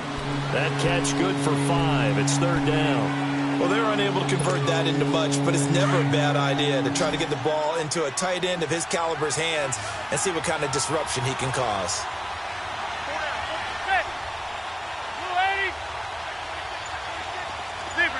Who they trade him for? Throwing is Manning on 3rd down. And Ingram holds it in. He's up over 50 yards receiving now in this first half. It's a 1st down. There's a completion to the tight end, and I think that we're looking at something out of central casting, frankly. Absolutely. He's got I mean, size, the Let hands. me check. Speed, can flat out run. You put that whole package together, you light up the eyes of an offensive coordinator, don't you?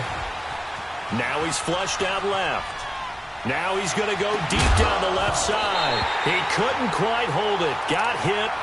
Ball pops out. Incomplete. 2 minutes remain here in the first half. Back to Foxborough after this. So now they'll come up on 2nd and 10, once again from the 28.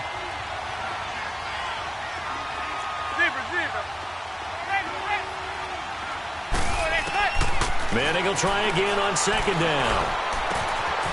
They'll complete this to Ingram as tight end. 8 yards on the completion, but now they face 3rd down. Brandon, perfect defense in this situation would have meant that there was an incompletion. They would have picked it off. Okay, so they gave up the completion. But I really enjoyed watching how the defense stayed in sync, stayed in great communication. And as he dragged across each zone, you see him pointing, communicating. There he is, and they passed him off to each defender. ended up making a nice play, even though it was complete. A pickup of 5 that time and a first down.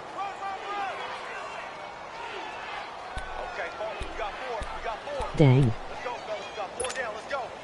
2 first downs have them up to the 41 now for 1st and 10.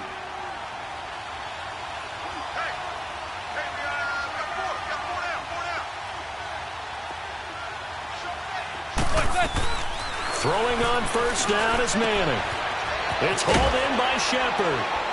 And he'll be taken down, but not before he gets into enemy territory. It's a 10-yard pickup, and it moves the chains. Well, if you do read man coverage, Brandon, the drag route's a pretty good one to run against it because you're running away from people on it. On first down, Manning. And his throw here is going to be incomplete. You get a tight end like this, and you know he's used to dishing out punishment, but here, he's one that has to absorb the contact, and as a result, unable to hold on to the football. An incomplete pass on first down. That leads to a 2nd and 10. They go back to the ground now with Barkley. And he stopped immediately there. Calling no gain on the run there, and now they'll be looking at a 3rd down. And as a defensive end, getting off the ball quickly, swarming to the football, making a tackle, that's what we saw right there. Yeah, and that's what their job is, and really a lot of the time they have to throttle back a little bit in the run game because you know those defensive ends, they're like in a sprinter stance, they're just headed straight for the quarterback. That was good recognition on that play to hold him to no gain. And he's corralled, but not before getting it inside the 35. And now before this first down play, we're going to get a timeout here, as they'll stop the clock with 12 seconds to go in this first half. Manning now 9 of 11 passing in this first half. He's got his guys at 1st and 10. To Barkley on the check down. A good pickup there, 26 yards. So even though it's first down, here's the field goal unit on now to try to get 3 before halftime. From the left hash, should be a fairly easy one here. And the kick by Rosas is good. And that will add 3 more to their lead.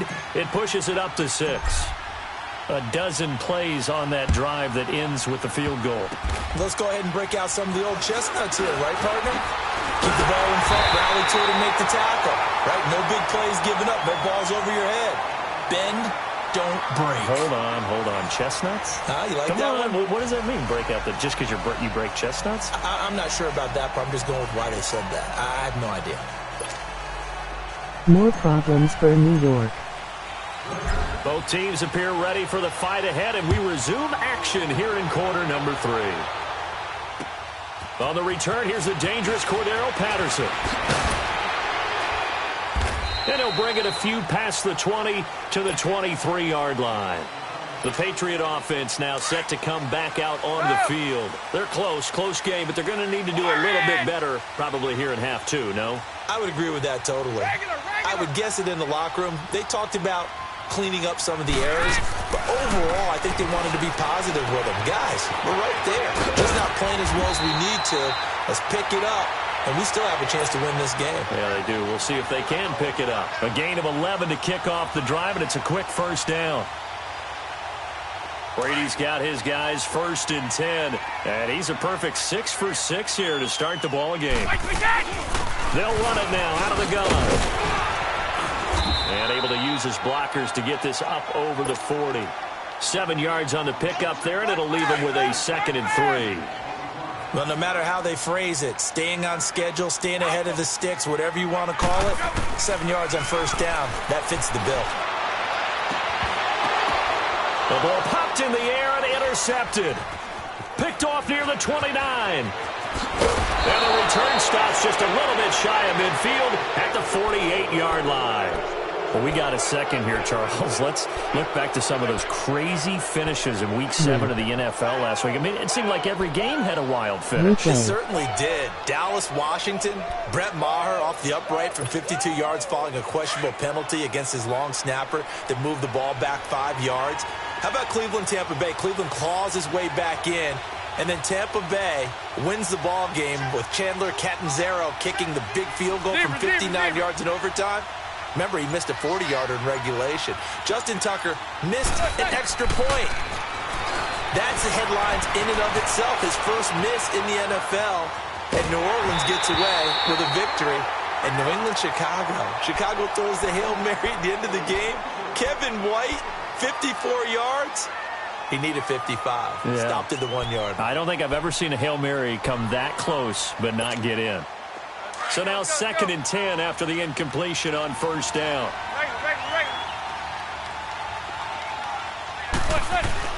To throw again. Manning. Eluding the pressure right. And time finally runs out. He can't get rid of the football, and he's taken down. Adrian Claymore in there to get him his second sack now of the afternoon. 3rd and long for the Giants, and Eli following the sack.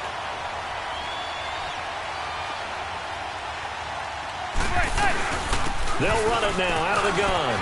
They find some open field here. 34 yards there and a first down.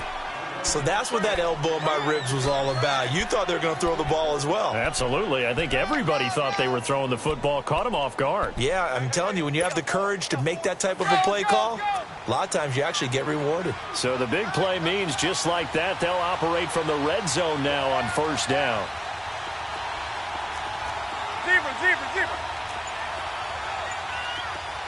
Zebra.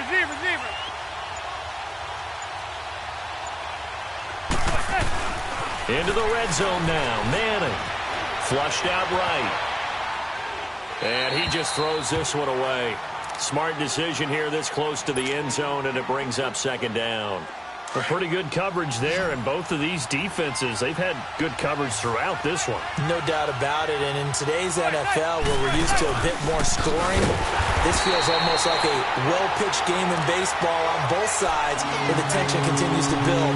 Who's going to make the big play? That'll set him back with a loss of 3 on the play. And that'll make it 3rd and 13. Zebra.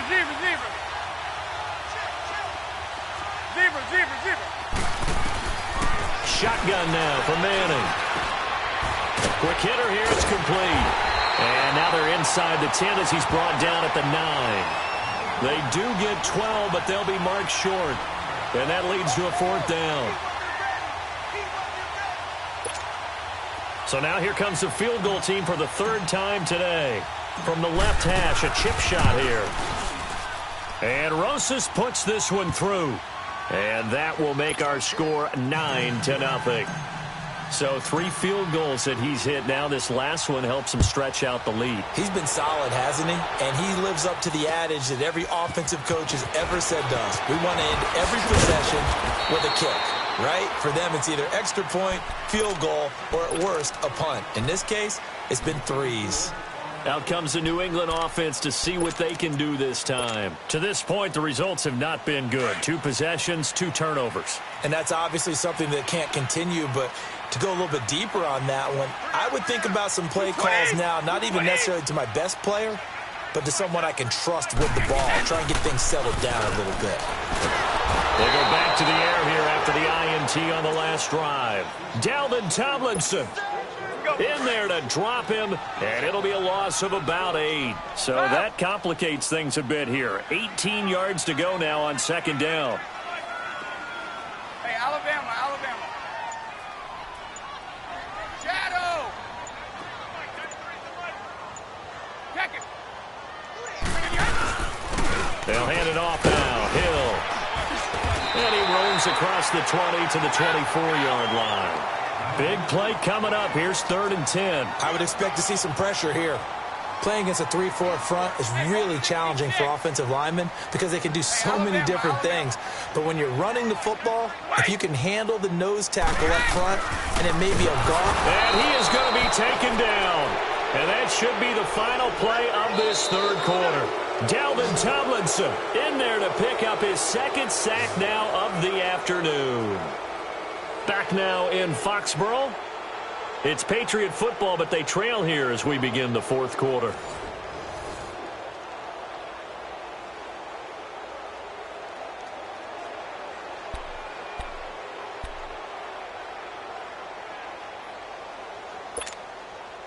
All right, they're going to try and keep hope alive here on 4th down. They're going for it.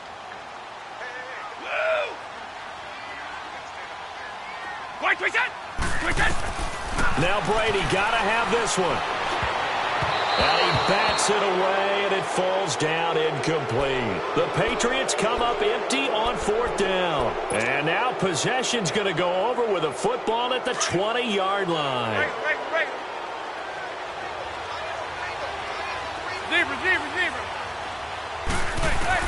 On 1st and 10, here's Madden finding a safety valve here. That's complete. And they'll bring him down at the 18-yard line. Give him 2 yards on that play, and that'll make it 2nd down. I know most of the time when the ball's in the air, you're thinking wide receiver, tight end, but running backs, they can be a big part of any passing offense nowadays. On 2nd down, here's Barkley. And he'll get this one down to about the 17. Only a yard on the pickup there, and it'll bring up a 3rd down. And in this situation with the lead 4th quarter, they're liking keeping the ball on the ground, I'm sure. It's just smart football, but you know the defense has to know it as well. They've got to stop them here. So now we're going to see that loading the box in a big way. 6, 7, 8, 9, whatever it's going to take, puts a little bit more pressure on your big offensive line. Flush to his right. And intercepted. Maybe the turning point they need. Picked off by Stephon Gilmore. Through an opening, and there he goes. And he will score. Touchdown, Patriots. Now Stephen Gostkowski on for the extra point. A little surprising they wouldn't go for 2, but this is up and good. And the lead is down to 2. So they throw the pick 6. They'll get another shot at it now as this one's in the air. This is taken at the 3. And he'll take this across the 25. Couple extra yards up to the 27-yard line. Here's the Giant offense now making their way back out onto the field. A little less than 4 minutes remaining, and the margin for error is small with this slim lead. Operate within your 4-minute offense here, Charles? Definitely. Remember, the 4-minute offense doesn't always correspond to what's up on the clock. What they need to do is play a little bit of keep away right now. Run the clock down. Make sure their opponent doesn't get the ball back. Their dream scenario, get enough first downs and make them eat up their timeouts so the game ends when you're kneeling down with the football. It'll be a loss of a yard, and it'll be 2nd and 11.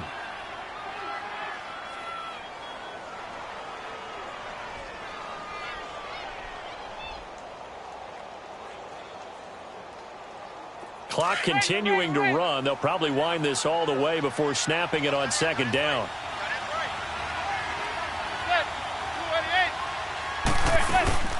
On play action, it's Madden. And this is caught. A spectacular one-handed grab there. And they finally do get him, but not before he reaches the 27.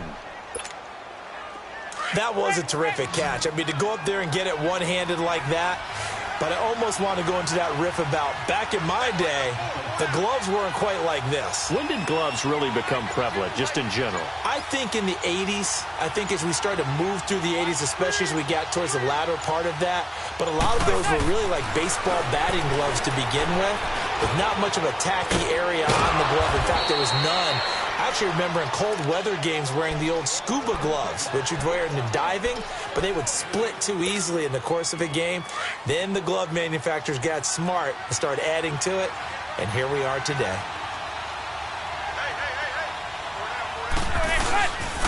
Here's the give to Barkley, and he'll get this down only to the 18. He can muster only a yard there, and they'll be left with a 3rd and very short. And the big fella stuffed that one up in a big way. I think doubling him has to be a priority because you can't move up to the next level if you don't take care of him first.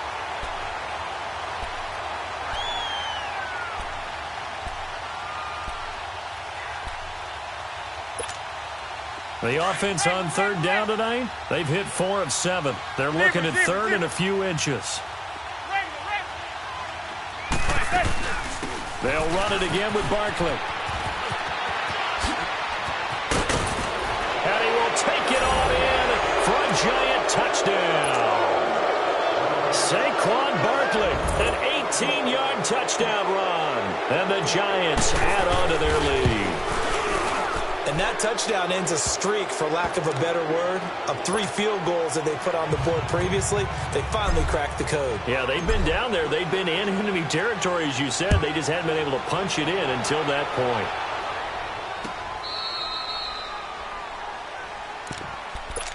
And the Patriots gearing up to go now. They might be thinking this is close to a lost cause here. Got to play it out. What do they need to do? Well, they have a thought process in mind already, but they can't get ahead of themselves. They know that they need to score quickly. Yep, 2-score game. Onside kick and get the ball back and then score again. But they can't worry about the last 2 points. The only thing that matters is scoring quickly. Then they'll take it from there. The throw there by Brady, intended for Gronkowski, but incomplete. Line of scrimmage, again the 25, 2nd and 10. Back to throw, Brady. Wide open, Julian Edelman.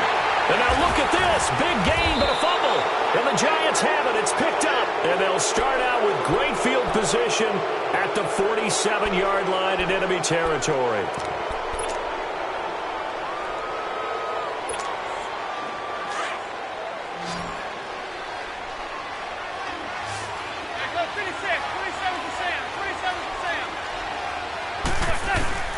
Manning gonna throw here.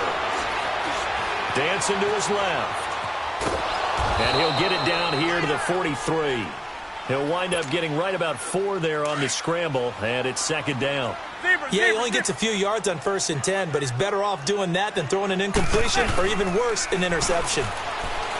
Now Manning, he'll buy some time right. He dumps it off to Barkley. And they'll be inside the 35 now at the 34-yard line. It's a 9-yard gain, and it keeps the drive moving. As a general rule, offensive linemen like to know where their quarterback's going to be when he's setting up to throw the football. But sometimes they just have to get on the run, get on the move. He was able to do that on that play and picks up a 1st down with a nice throw.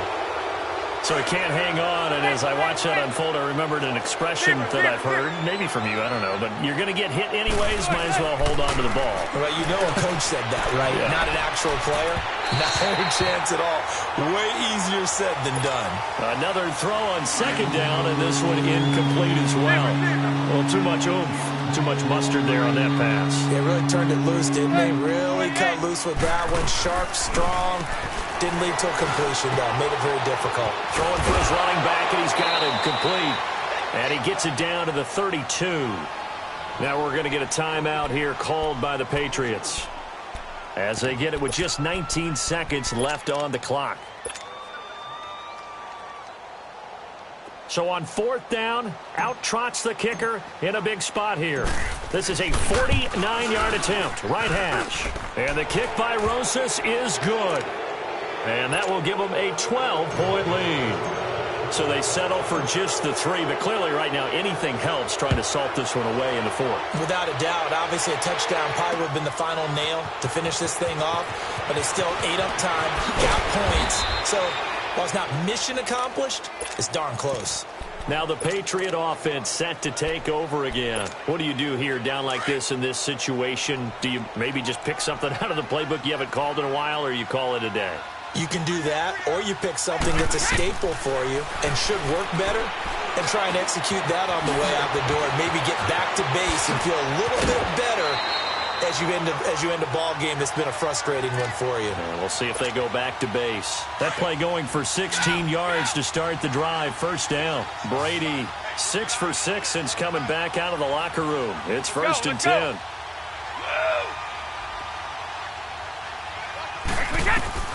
One final try now for Brady. Over the middle, Julian Edelman. It's complete. And he'll have it past midfield almost to the 40 before being taken down. Well, Charles, it's great to win at home in the NFL. When you win on the road, it's a little extra special, isn't it? It is, because let's face it, in most cases, GG. you're not expected to go on the road and win in the National Football League. It just doesn't usually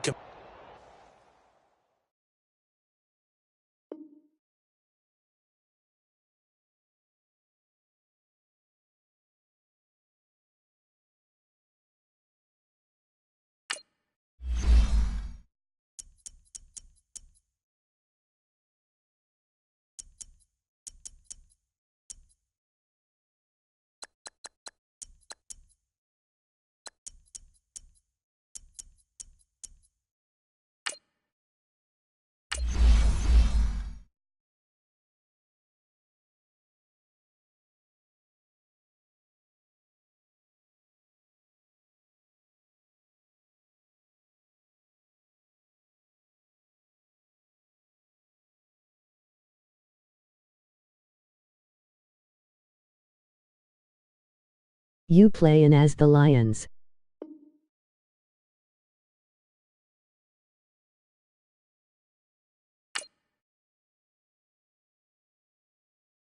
Yay.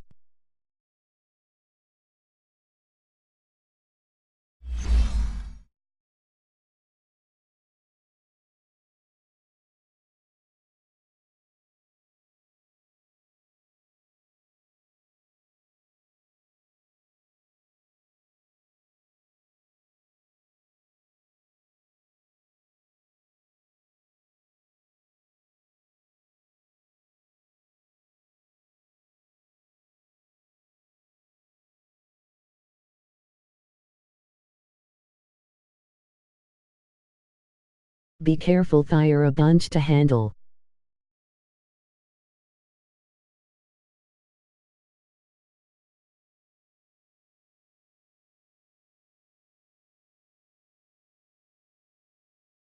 Lol. First opened in 2002, there's a look inside Ford Field here in downtown Detroit, the Motor City. A few short moments ago, these two teams made their way out of the Ford Field tunnels, and the noise level in this place just about off the charts. They are set for football as the Lions get ready to do battle with the Atlanta Falcons. The veteran Matt Bryant set to rock and roll, and we are underway from Ford Field. I've been to Ford This is Field. fielded a couple yards deep. And he'll wind up about 4 yards shy of where he would have been if he had taken a knee, as they'll start at the 21-yard line.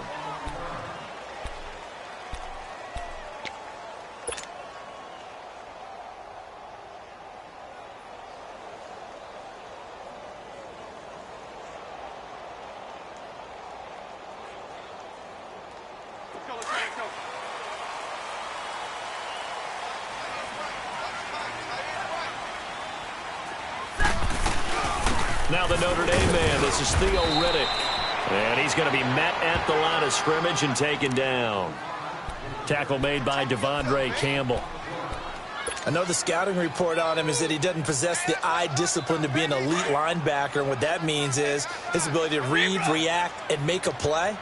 But on that one, he looked like one of those guys. On second down, here's Stafford. Completing it here to Marvin Jones. And he's got it past the 30 before he's hit and dropped. Stafford to Jones, enough for a Lion first down. From the 32 now, here's 1st and 10.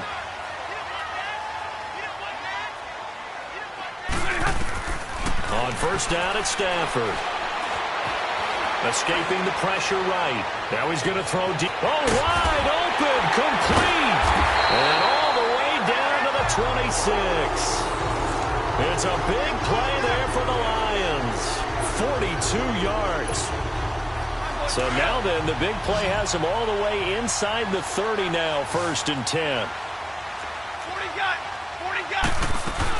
They'll run it now out of the gun. And he'll lose yardage here, going down back at the 28. It's a loss of 2 there, bringing up 2nd down. Doubling this guy has to be a priority before moving up to the next level, because the big fella, he just ate that one alive, just stuffed it. In fact, before the game, he was talking to us, and he's like, hey, these pants make me look fat. And we said, nah, man, you're just a whole lot of guy. He is at well over 300 pounds. He's a big man. A 2nd down pass play there, but it's incomplete. What's the old adage? Be quick, but don't hurry. Well, that went right out the window there. He was hurried, harassed. That ball had to be gotten rid of. Otherwise, he was going to get sacked. All right, boys, here we go. An incomplete pass on that last play, and that means they'll need to come up with something here on 3rd down. Single receiver. Stafford. Now he'll dump it underneath to his running back, complete. And he'll be brought down inside the 20 at the 19. It'll be a gain of 9, and that's going to bring up a 4th down. Instead of throwing it downfield, Charles, they just tried to dump it underneath there. You like the call? I do. I think it's a high percentage play because you get the completion, and what you're counting on is your back to use his legs and his elusiveness to make people miss and pick up the 1st down. In this case, it didn't happen. So a pretty good opening drive. That'll make the home fans somewhat happy. They wanted 6, but they got 3 in the early lead. And they should be happy. The guys look good getting down the field. That's got to give them a little bit of hope that good things are in store here today for them. Taking it right down Broadway. The 40, 20, 10, touchdown Falcons. Tevin Coleman, 105 yards. And the Falcons have taken the early lead. So they gave up the field goal, but boom, they get it right back. Don't even worry about getting their offense on the field. They return it on the kickoff. So I see your 3 points. And raise you. 6. Double it up, coming right back at them. And if that's going to be the trade all game long, someone's going to be very happy with the end result.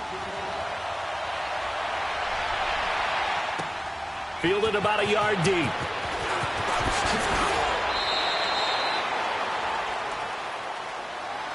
Detroit coming back out here on offense, and this is a team who had the bye in Week 6, Week 7 last week, Charles. Nice win against Miami, 32-21, in what is becoming a very muddled NFC North. Yeah, and a win on the road as well. Matthew Stafford playing much better since Week 1, 4-interception performance. Hadn't thrown a pick since Week 3 against New England, a win. Think about some of their wins. They beat New England, they beat Green Bay, just won at Miami. But how about the division? They're right in there. The Vikings setting the pace at 4-2-1. Green Bay's 3-2-1. Chicago and Detroit both 3-3. You can go from first to last and from last to first on a given weekend. Forced out to his left. And to the left side here, Wilson. And he'll get to the 29-yard line, brought down there.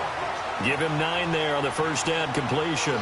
One thing you're hoping for when you run drag routes, you're able to hit a receiver in stride, and he can pick up a lot of yardage after the catch. But in this situation, the defense was effective, able to stop him before he could get a good head of steam going. Up at the 29 now, they'll head to the line, 2nd and a yard. Now it's Stafford.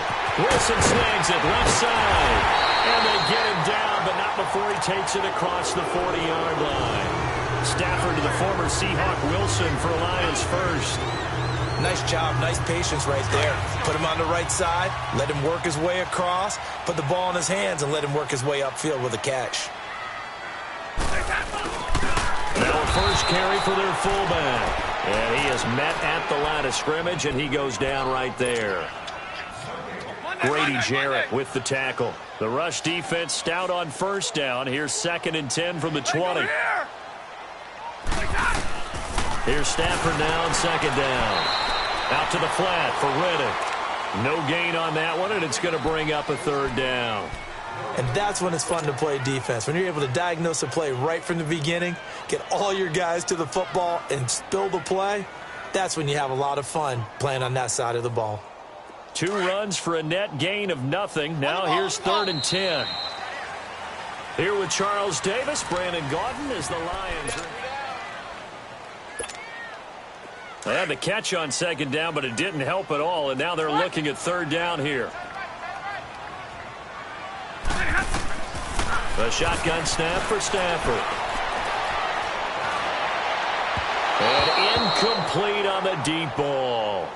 Wasn't it fun in pregame standing downstairs and watching Matthew Stafford throw the football? I mean, that bad boy just whistled. He can just rock it. It just whistled by us, didn't it? But what is the one knock on him? Accuracy. Yeah. And that's what we just saw there, an incompletion on that throw downfield. Oh, he takes it in, doesn't let it bounce. He takes it at the 2. Give him 11 yards that time on the return. And the Falcons will get it 1st and 10 from deep in their own territory. The 4th down run successful. Now they look to pay it off on 1st down.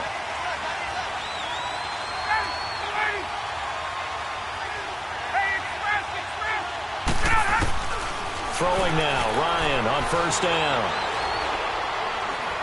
Going for the deep ball. So they took a shot on 1st down, but couldn't connect. Sure, that pass was incomplete as they made an attempt to get a big one downfield. But that's okay because the second part of that is if you don't get the completion, at least you've told the defense you're trying to stretch them out a little bit, and they may have to change accordingly. So after the incompletion on 1st, now 2nd and 10.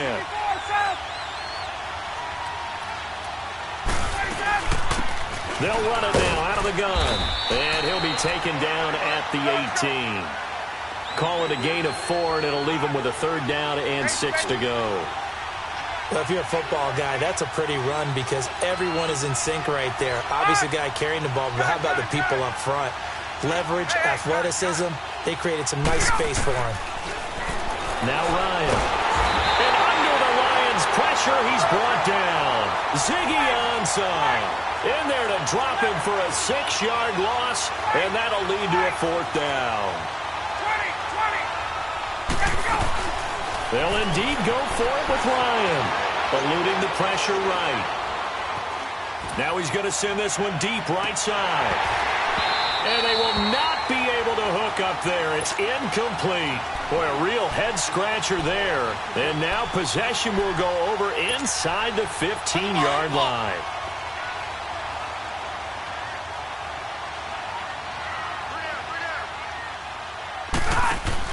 They go play action here on 1st down. Steps away to his left. And it's caught. And he's brought down.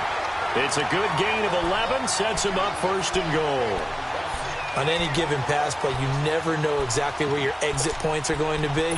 On this play, he was flushed to his left, still on the run, able to accurately throw the football for a nice 1st down. And Stafford's going to take it himself. And he's going to take it in for a Lion touchdown. Matthew Stafford taking it in. And the Lions are in for 6. Prater for the extra point. And the lead is now 10-7. Martin, the punter, now out to kick it away. This is fielded a couple yards deep.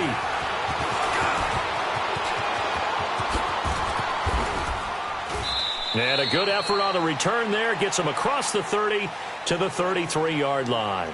Atlanta now coming out on the field. And last time out, went for it on 4th down, turned it over, gave him great field position, turned into 6 points, so they've got to recover here, Charles. It's amazing what one decision can do in the chain of events, right? The decision to go for it on 4th down. Caused all of that. It caused every bit of it, but it showed confidence. Hey, I've got confidence in you guys. Go pick it up for them. Didn't happen. Also showed confidence in the defense. They didn't pick up their end of the bargain, so now they've got to come back out and start over and rebuild that confidence. Meanwhile, they take a shot to start the drive, but this is going to wind up incomplete.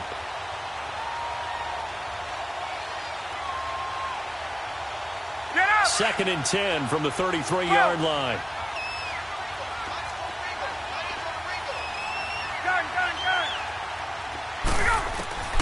Second and 10. It's Ryan again. Looking for Jones, and it's intercepted. Nevin Lawson with a pick.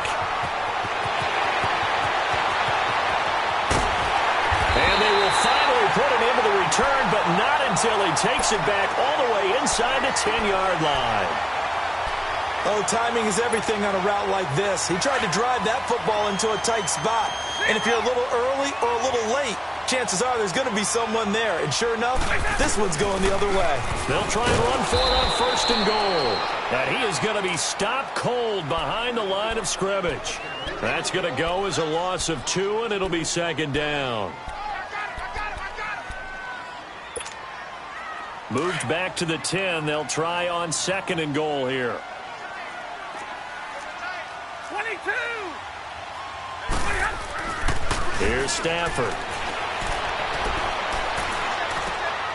This will be caught at about the 6. 5 yards that time on the completion. And now it's 3rd and goal.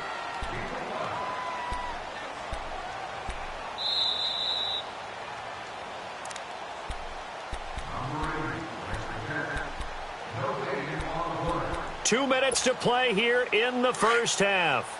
We'll come back to Ford Field after this.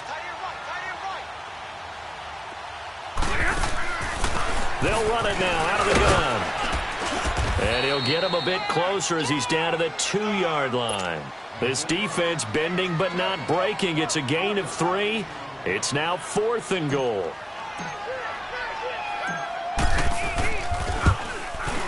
And Prater's kick is on the money. It's good. And the lead stretches to 6 here. It's 13-7. No problems in the field goal department so far. He's 2 for 2. Pretty reliable here in this game, isn't he? And to me, that bodes well for them. If they need him late in the game, his confidence should be sky high. And he'll take it up past the 25 to the 26-yard line. Here are the Falcons as their offense heads back onto the field. And following the interception, just any interception, are you a little bit more cautious when you start that next drive, or no, you just throw that out the window? I think you are. I don't think that there's any way you can run back out there and go, totally didn't affect me. Let's just go ahead and be loose with the football again. You're going to take care of it, but you have to be careful about being too cautious because now you can't run any offense at all. Still want to attack. We'll see how they attack him here.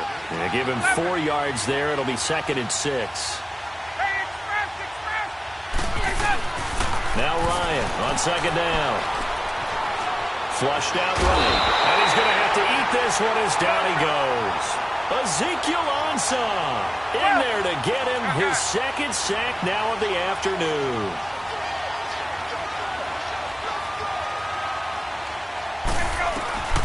Third and long. It's Ryan. Flush to his right. It's caught. Jones. And he'll have it past midfield almost to the 40 before being taken down. A big gain of 38 there on 3rd down. Sometimes it's designed, and sometimes you just have to know when to leave the pocket and move and make something happen. Now, on that play, he was able to get on the run and was still accurate throwing the football. Escaping the pressure right. And seeing no options, he just tosses this one away incomplete. Now that'll bring up 2nd down.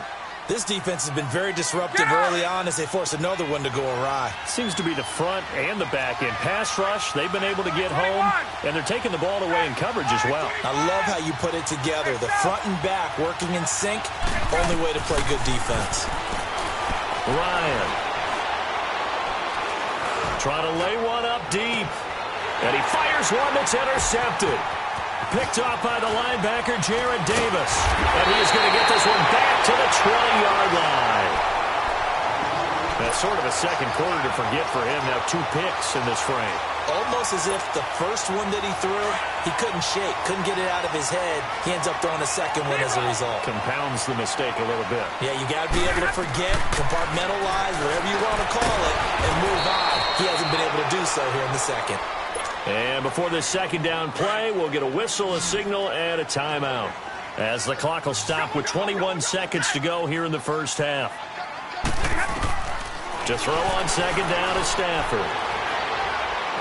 Throwing deep for Galladay. Well, this is taken in. It's complete. And all the way down to the 36-yard line. Now hold everything here. We're going to get a timeout by the offense as they stop it with 11 seconds remaining in this first half. So how about that for a chain mover? They're all the way down inside the 40 now for 1st and 10. They'll run it now out of the gun. And he was able to shed the tackle, but the reserves come in for the stop. And this offense going to elect to burn a timeout with 5 seconds remaining in quarter number 2. And Prater's kick is on the money. It's good. And now it's a 2-score game at 9, 16-7. So he's been a busy man here in this first half. That's 3 field goals for him now. And not just 3 field goals, but 3 for 3. So even though the offense has struggled a bit putting it in the end zone, they've still been able to come away with points due to his leg. And some room to maneuver. First half in the book. There you have it. Halftime quickly over. 3rd quarter, here we go. All right, Coach, thank you, and we welcome everyone back for quarter number 3. Both teams appear ready for the fight ahead, and we resume action here in quarter number 3. That's fielded in the end zone. And he'll take this one near the 25, call it the 26-yard line.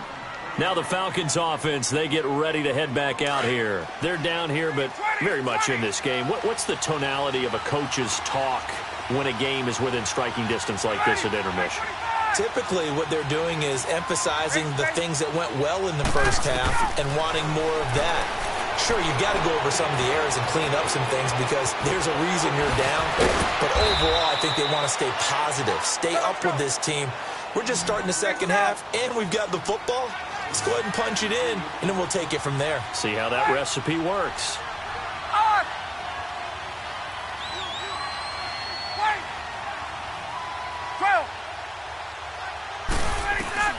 On first down, Ryan. And finding the tight end, Hooper. And he'll get it down here to the 43. Give him 9 there on the first down completion. That's a staple of this offense. Drag route to the tight end. Yeah, he's unable to use his size to break off much more yardage after the catch, but still an effective gain nonetheless. 20. On second down, here's Ryan. And he will find Ridley on the left side. And the stop here will come at the 38-yard line. It's a pickup of 6 and good enough to move the chains.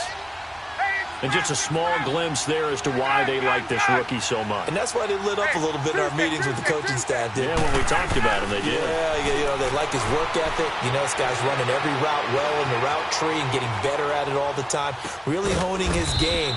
They expect a pretty good jump out of him as things continue to move on. Give him 9 there on the first down completion. Well, this is how you shake the thoughts of that interception on the last drive. You come out and start this one 4 for 4. And watching him throw it around with that type of confidence reminds me of a guy I played with way back when who told me, I don't care if I throw 10 interceptions in a row. I'm going to stay confident, keep flinging it. I just figured there's something wrong with the football. 2 yards on the pickup there, but it's enough to give him a new set of downs. Tough first half for him, unable to put up the numbers he's used to producing. But with a guy like him, you and I both know it just takes a couple of explosive touches for him to make an impact on this game and on the stat sheet as well. He was brought down by Devon Kennard. Well, they still have time to get him established, but in my estimation, they've got to pick up the urgency here. They've got to get quickly in and out of the huddle and run off a bunch more plays. The left side completion to Jones. And he'll take it down here just shy of the 15 at the 16-yard line. Ryan to Jones, the Falcon connection there for a first. I always laugh when people say, what's the toughest route to defend? And I'm like, any of them, especially if it's a good receiver. That makes things very difficult. But when you're running a drag route, something short. And he's going to go down. He's sacked back at the 24. Ziggy Ansah. Getting him once again, his 3rd sack of the afternoon.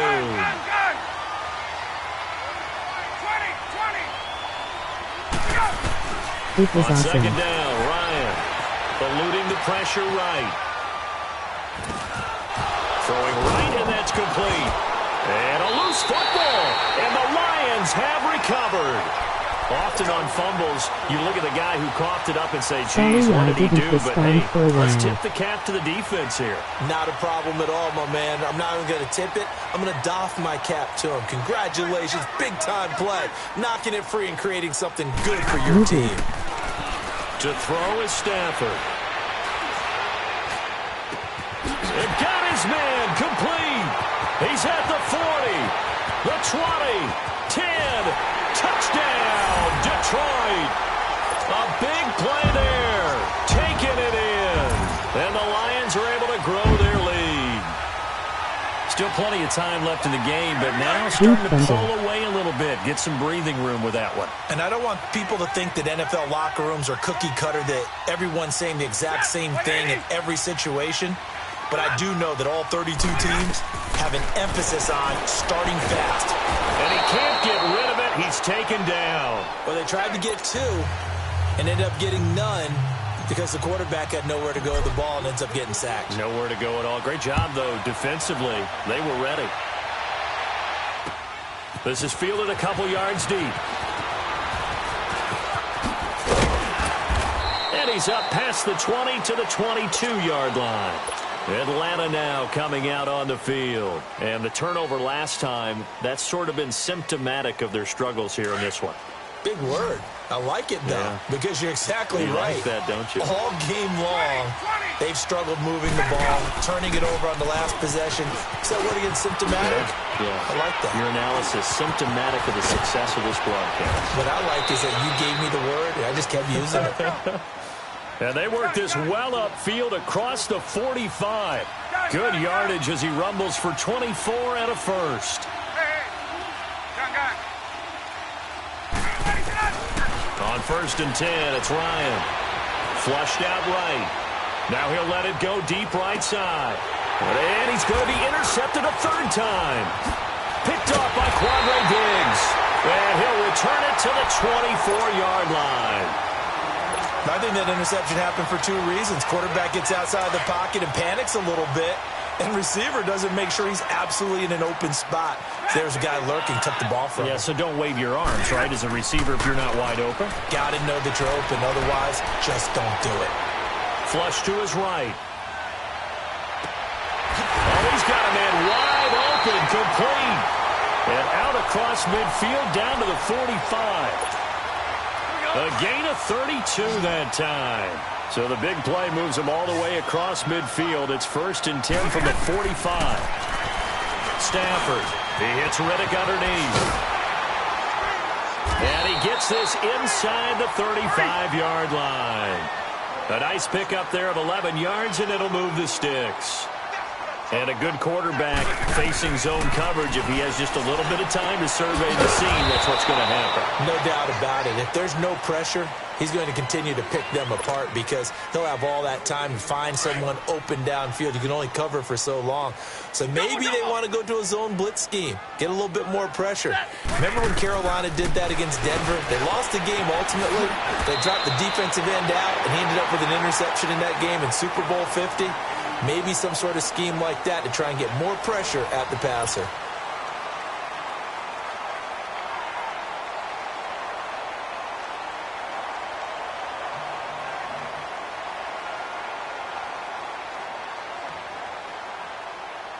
Stafford now, 5 straight completions here in this second half. 1st and 10.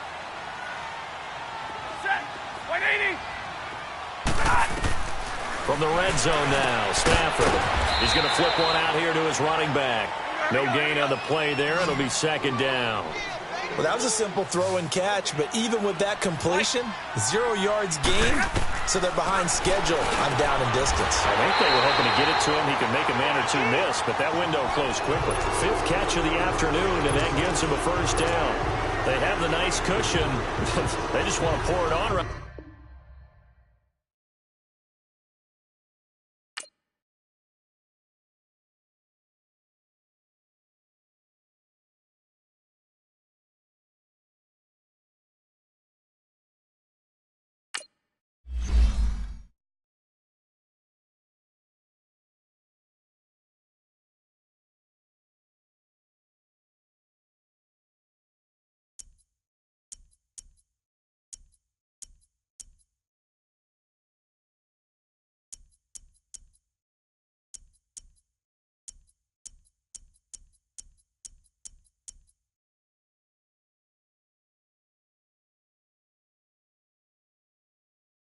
Ha ha, he quit.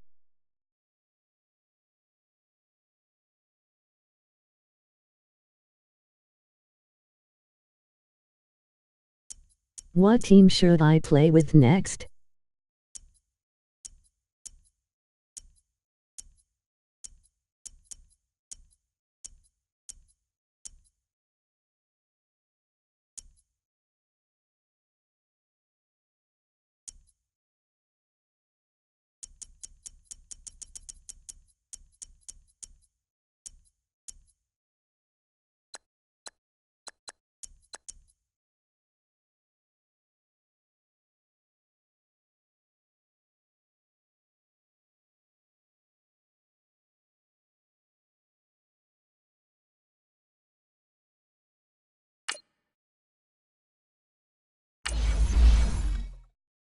I don't know.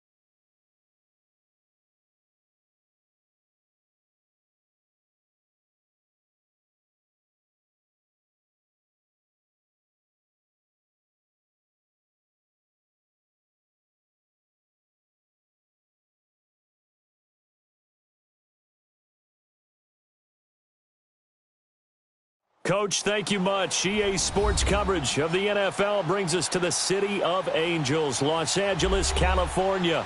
Who said the crowds wouldn't embrace football being back in L.A.? You certainly couldn't tell that by what we saw a few moments ago.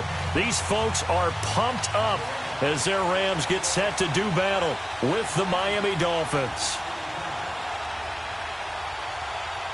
Greg Zuerlein, the Rams kicker, approaches, kicks it off, and here we go from Los Angeles. Jakeem Grant now to return. The Rams are in Return here, L.A. he gets it out to the 25-yard line.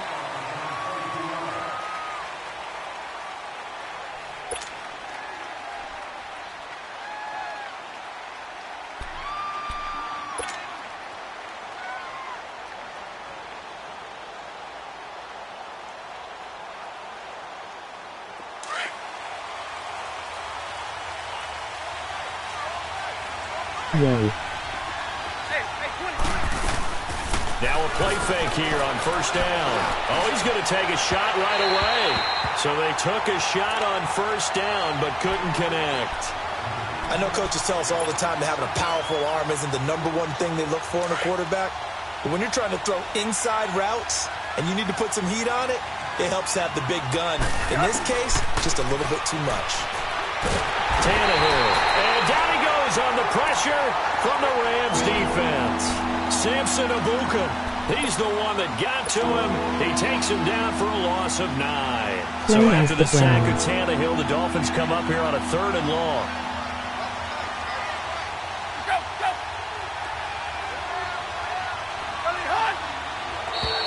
Now contact up front as penalty markers come in. Who is this against? A free 5 yards as the defense jumps. I know it's an anticipation game for them, but it's also a reaction game, and they reacted poorly on that one. And the penalty helps, but not a whole lot. It's still 3rd and long. I'll get them next game. Now whistles and a flag, and I believe a Dolphin got going a little early.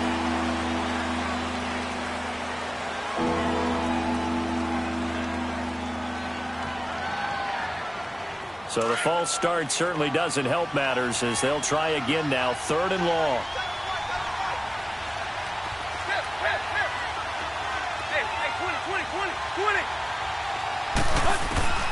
From the gun, here's Tannehill. Going deep here for Stills. Into a double team, and it's intercepted. Picked up by Nickel Roby-Coleman, and his crew will take over at their own 45-yard line. Certainly not how they envisioned ending their opening drive here in the first quarter. Too many ones in this play. First quarter, first drive, first interception thrown. And that last one, that hurts. Right here, right here. Kill. Maverick. Mike 52. I'm coming after you. After the interception, here's Goff. It's a short one here, complete to his tight end. And he'll be brought down at the 48-yard line. 7 yards, the pickup on the pitch and catch. So much goes into a successful play, doesn't it? How about that play action there? Freezing the defense just enough to bring the tight end free downfield for the completion.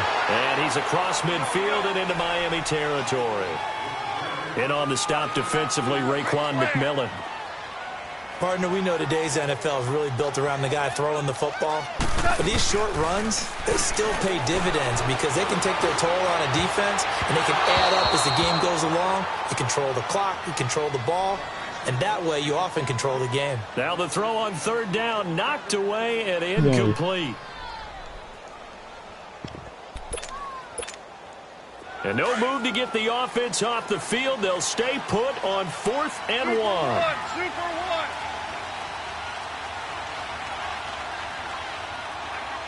What's your PSN name? Value 3. Go.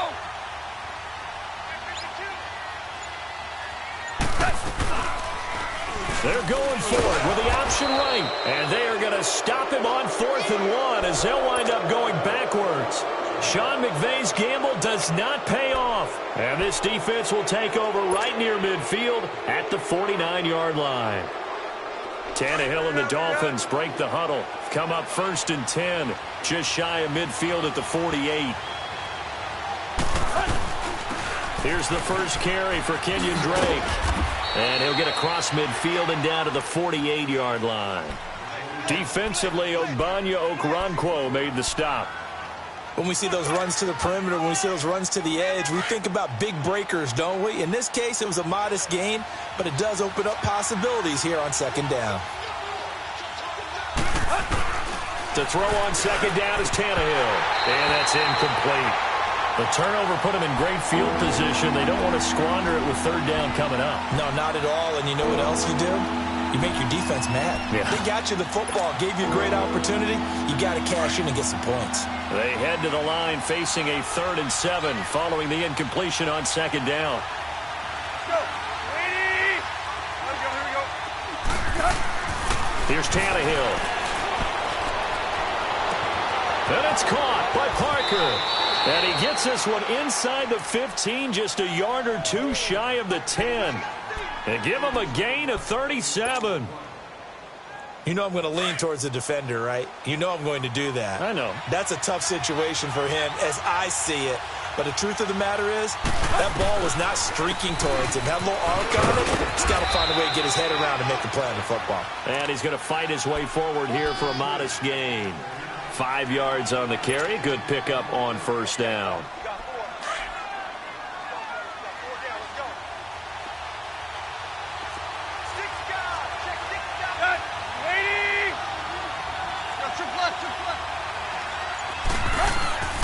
Now a play fake, and it's Tannehill. And a quick shuffle pass here is complete. That one good for the completion percentage, but no gain. It'll be 3rd down. That was impressive to me because while it was a pass play, they still rallied to the football like they were filling running lanes, and they were able to put the receiver on the ground. They had the catch on 2nd down, but it didn't help at all, and now they're looking at 3rd down here. A shotgun snap for Tannehill, escaping the pressure right.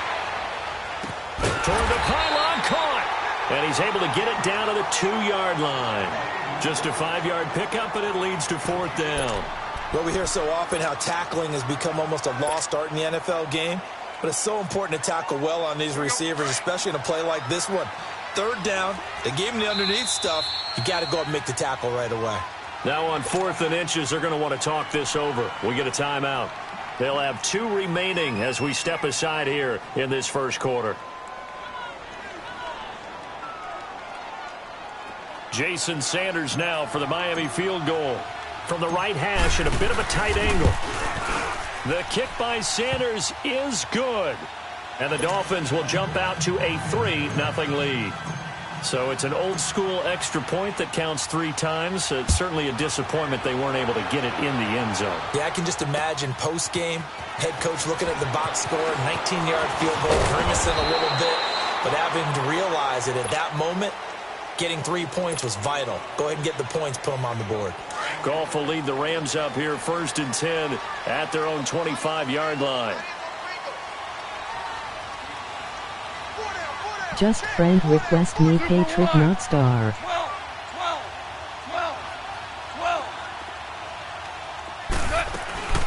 Out of the gun, Goff. It's hauled in by Brandon Cooks. And he'll get it up to the 33-yard line. A good pickup there. 8 yards on the 1st down completion. Nothing fancy on 1st down, but a very consistent type of a play. Hit that slant. A lot of people call it an extension of the running game, and it can be if that pass is completed, because you hit a guy on the run like that, you often can go for big yardage. Sets him up nicely for 2nd down, staying ahead of schedule. 7 yards there, good enough to move the sticks.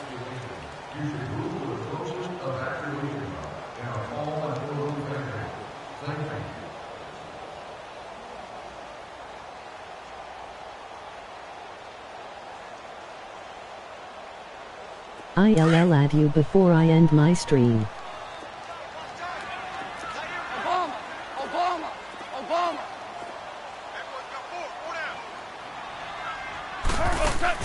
They go play action here on 1st down. And the throw left sideline here is caught, but they'll rule it incomplete. couldn't keep his feet in. Second down. And that one goes incomplete. They tried something out of the bag of tricks, but it's incomplete, and now second down. Now it's gone. And incomplete there. A nice hit. Jars the ball free and brings up third down. The beauty of being able to play a zone defense when you can sit back and see the ball coming out of the quarterback's hands, guess what? Creates a lot of confusion, kind of a muddle in the middle of the field where you can go make a play on the football. And incomplete. The contact made the ball roam free and brings up fourth down. You hear the calls for a penalty, but I just don't think so. I think in this situation, the defender was making sure his guy couldn't hold on to the football. So I don't see anything that warranted a flag. No, I'm with you. There was contact, but I'm happy they kept that flag in the back pocket. The 3 straight incompletions, they don't care. That hasn't dissuaded them. They're going to go for it on fourth. Shell. Starting left here. You up.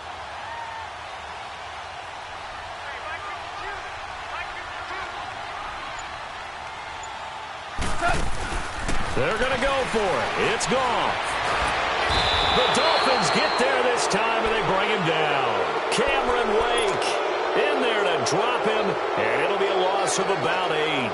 Well, that, my friend, I guess is the definition of a head-scratcher. 4th and long, this stage of the game. What were they doing? I just have to believe that he looked at the situation, still in the first half, decided if there's a time to be aggressive, now was it, because there's still time to make up for it if things don't go right. Of course, a lot of questions on this one. And look, I want to go for it as much as anyone. But 4th and long? Yeah, I don't think I would have there. That one seemed a little bit on the irrational side. Fans might be a little angry at that one. Here we go. Right.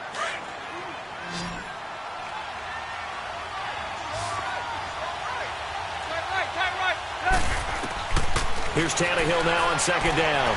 Being chased out left. Over the middle, it's Amendola. And they will eventually get him down, but he's inside the 5 all the way to the 3. A good pick up there of 20 yards.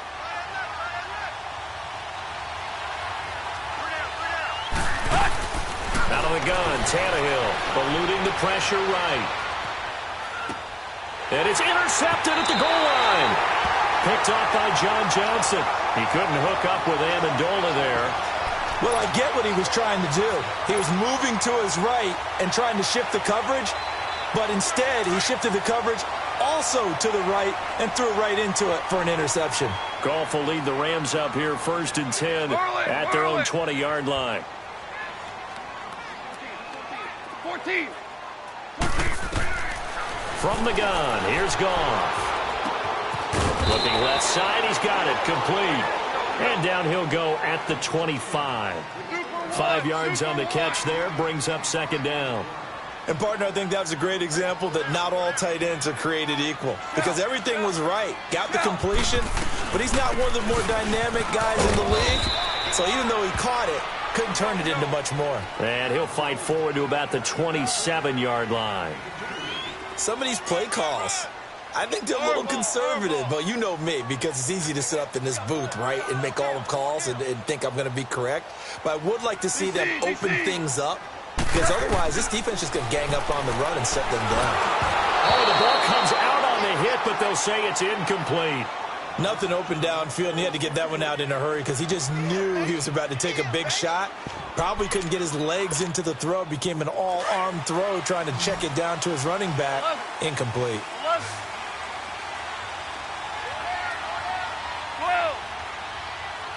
Go. Tiger. They are going for it. Ball. This is caught. It's Cooks. And he gets it to the 34. Good enough for the first. They've been burned twice already on 4th down, but the 3rd time's the charm as they keep the drive moving. And nothing doing. He's immediately taken down at the line of scrimmage. The defensive end, Cameron Wake, brings him down. And he got off the end there very quickly to make that play. Yeah, it was almost like the bullet train, wasn't it? I mean, just zoom. Quick. And what a terrific play, holding him to no gain. And the open receiver, it's Robert Woods. And he'll have it past midfield almost to the 40 before being taken down. A really nice gain of 25 yards. On 1st and 10, Goff. He'll throw underneath for Gurley. Past the 20. And all the way inside the 15 before they drop it. 1:58 to go in this first half of play. We're back to the City of Angels after this timeout. This will be the first red zone opportunity now for the Rams. They have a 1st and 10 at the 13-yard line. Louis.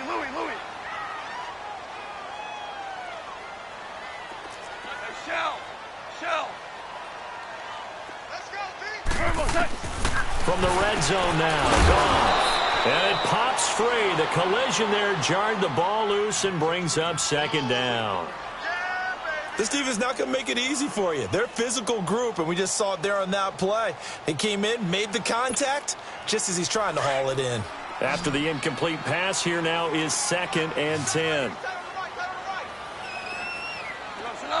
White 20. Maverick.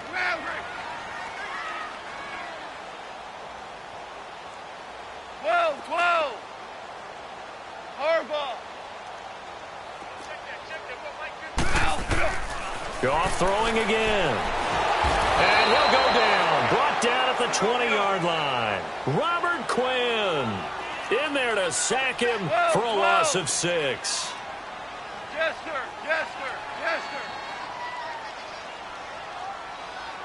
Tiger. 12.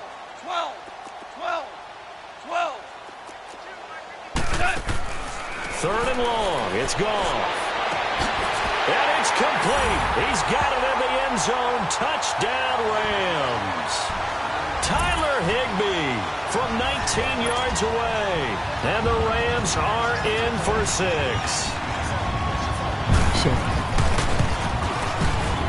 Zerline connects on the extra point, and that makes it a 7-3 lead.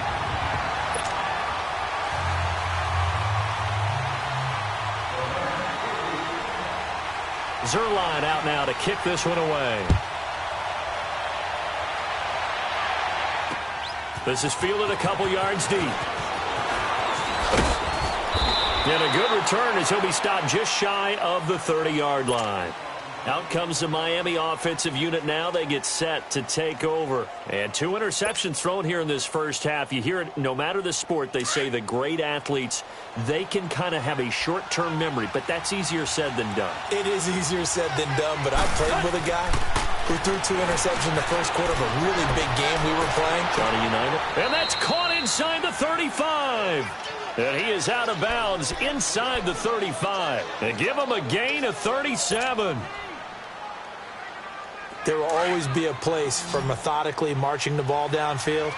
But when you can pick it up in big chunks and strike like that, have explosive plays, that's often the difference in winning and losing. Those types of plays that can knock a defense off balance, that'll drive a team towards a victory. And down he goes, taking it inside the 10, just shy of the 5 at the 6. And now the Rams are going to halt things as they want a timeout. It's just their first, so they'll have 2 remaining here before we get to halftime. On 1st and goal, Drake. And they'll get him down here at about the 5-yard line. And the Rams are going to go ahead and take another timeout, as they'll stop it with just over a minute to go before halftime. And the ball smack dab on the 5-yard line. Here's 2nd and goal. Here's Tannehill. They'll roll him out right. He dumps it off to Drake. And he'll take this into the end zone for a Dolphins touchdown. Kenyon Drake, a 5-yard touchdown. And the Dolphins are in for 6. And while that touchdown does not give them an insurmountable lead, it's still a lead, and that always feels good to a team. They'd love to take that into the lockers, but a little time left on that clock, so some work to do. I like that. I like how you're guarding against a letdown there. Already looking forward. Coaching them up from right up here in the booth. Let's go. And he'll get across the 20 before he's brought down at about the 23-yard line. And the Rams now coming out on the field.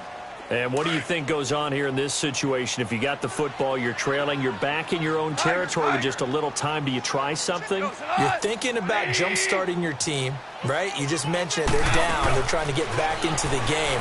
But you got to figure, if something goes wrong, you may have... But when this ball's tipped and intercepted. Picked off by T.J. McDonald. And he's just across midfield and down at the 49-yard line.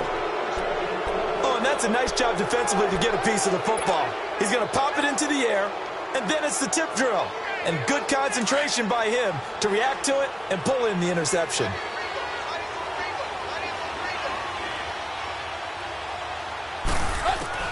After the interception, here's Tannehill. On the right side, open is Gesicki. And this time he's able to take it down to the 42. Now before this second down play, we'll get whistles and a timeout, as the clock will stop with 37 seconds to play in this first half. Able to get 7 on that first down pass play. 2nd and 3. Here's Tannehill. Flushed out right. And seeing nowhere to throw, he chucks this one away from harm. Incomplete. Now it's 3rd down. The Dolphins on 3rd down. Just 1 for 3 thus far. This time it's 3rd and 3. Tannehill. Flush to his right. And for the 3rd time here in this half, it's intercepted. LaMarcus Joyner with a pick. And his guys will take over at the 25-yard line. So that is 3 interceptions now in this first half, and you hate to ask the question, but let's be honest, we're thinking about it. Do you need to go in a different direction next series? Potentially. We know that he's probably not going to be on the Pro Bowl ballot. That's not really his stature here, but he has been their starting quarterback for this game. So they've got to weigh things about who's behind him. Do they think he can snap it back into gear? Maybe change up the play calling to help him out a little bit. Goff now 8 of 15 through the air, but it's 1st and 10 here. A shotgun snap for Goff.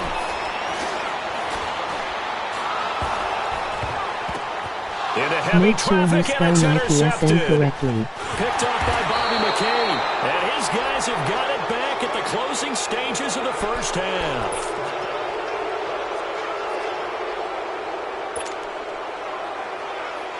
Good starting field position for the Dolphins as they have it 1st and 10. Patrick North Star.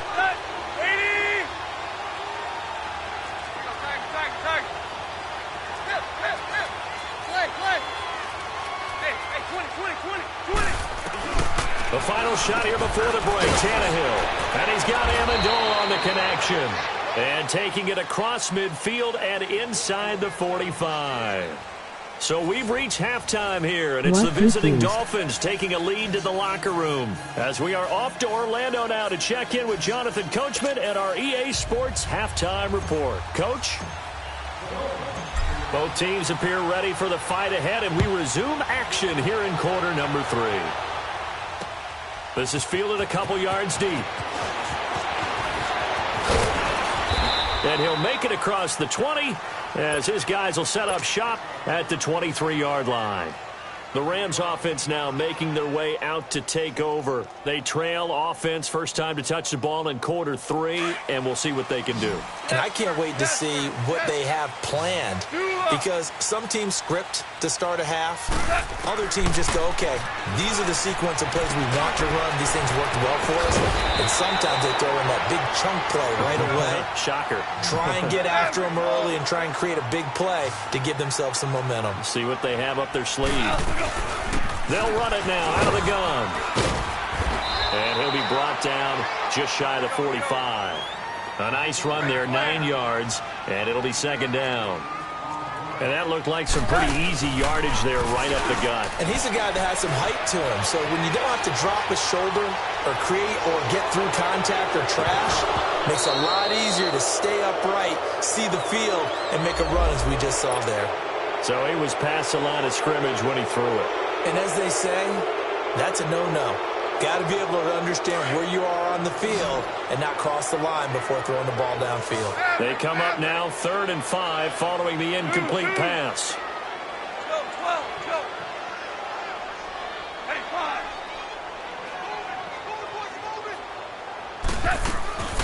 Here's Goff.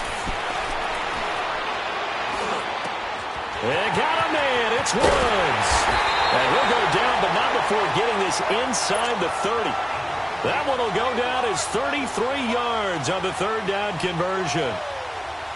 Now, that play will end up on the highlights, and you'll see it all over the place. But what you won't see, the offensive line that bought the extra time, that allowed for the big completion downfield, those guys made that play possible. So now then, the big play has them all the way inside the 30 now, 1st and 10.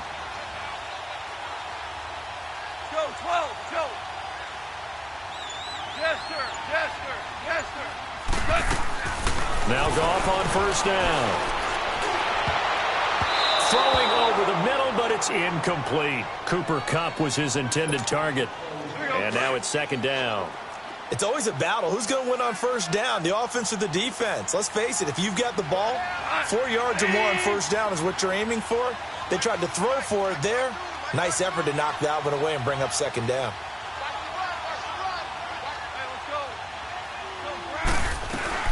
Now on 2nd down, this is Gurley. 1 yard, the official pickup there, so it's going to set up 3rd and 9. I have to think a major focus of the halftime meetings had to be figuring out how to create space for the running game to get operating. Well, what you pointed out to me at half seems accurate. That line has struggled to sustain blocks. Yeah, I would agree with that totally. They've got to focus on staying on their double teams at the first level, make sure that block's secured before they slide off, and try and chip someone at the 2nd level. Goff now looking to throw. And for a 3rd time tonight, he's intercepted. Picked off by Kiko Alonso. And a big turnover there as his guys will get the football back. First possession of the 3rd quarter, an interception, so maybe a second-half tone setter. Indeed, and not the tone they wanted to set. That's the equivalent of running out the wrong door and running into your pool instead of running out onto the field. A real dud for that one. Has that happened to you before? No, but I've heard stories about teams actually doing that back in the good old days. 23 yards on the play. Right after the turnover, they come out throwing. And that means it's a sudden change situation. We used to practice it on defense. Sudden change, get out there, stop the offense. But you typically run out there a little bit unsettled. And that's caught inside the 30. And he'll go down, but not before getting this inside the 30. That one goes for 36 yards.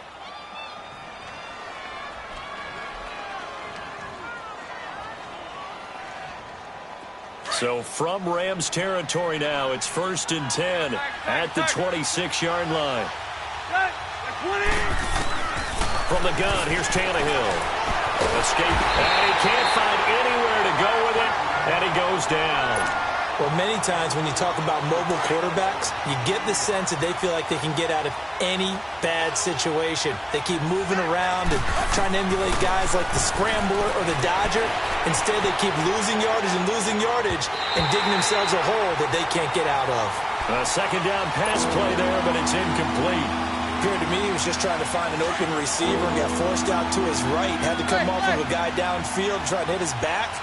Unable to connect. Should have been an easier throw moving to his right there. Yeah, and the Rams got it. They bring him down. Samson Ebukam in there to drop him for his 2nd sack now here tonight. We've watched this a long time, and I still don't believe we get it. 3rd and long. Why are you calling play action? Because they're not going to bite defensively, right? No, not at all. I did have a coach explain to me years ago that for some teams, that's how they have to deal with pass protection and their line blocking. But to me, it seems silly. Yeah, well, they're silly, and it leads to a play-action sack. And now out on the field, here comes Los Angeles. And 3 interceptions in this game. And I would have to think, I wasn't a quarterback, but number 4 is kind of, you're like, oh, man, I can't throw forward. No, and what's interesting is, what do the coaches decide to do now? Having thrown 3, do you alter your offensive strategy? Do you take the ball out of his hands and maybe turn to the running game?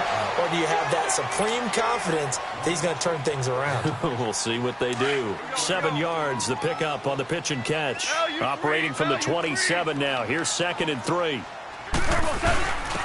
They'll run it here with Brown. And they will stop him after a fairly minimal pickup. They got 2 of the 3 they needed there. Leaves them with 3rd and just a yard. He may be a bit undersized compared to the modern-day NFL defensive tackle, but what he lacks in size, He definitely makes up for it in his ability to make tackles in the run game as well. Do you have a mic? The Rams on third down. They've converted just 2 for 6 thus far. They need just a yard here. It's 3rd and 1. Check 52 to the mic. Check 52 to the mic. Back to the ground, this time with Gurley. And they get him down, but not before he takes it across the 40-yard line. They give him 12 yards and a first down. Brandon, what were they thinking on defense there? They looked like they were playing for the pass. That was 3rd and short. Yeah, it was an easy pickup because they handed it to him. That was way too easy. Just looked like absolute confusion defensively. Not sure why they were in that set. Yeah, I'd say you ought to have a few men in the box there. Gurley again here on first down. Escapes the defender. Now he's going to get this all the way down inside the 35. 25 yards the pickup there, and also a first down. We'll definitely see some open running lanes, and he's taking advantage of it right now, but that shouldn't be a surprise. Defense has the lead. They're playing for the pass first. Clock running, under 4 to play now as they come up on 1st and 10. Starting left here.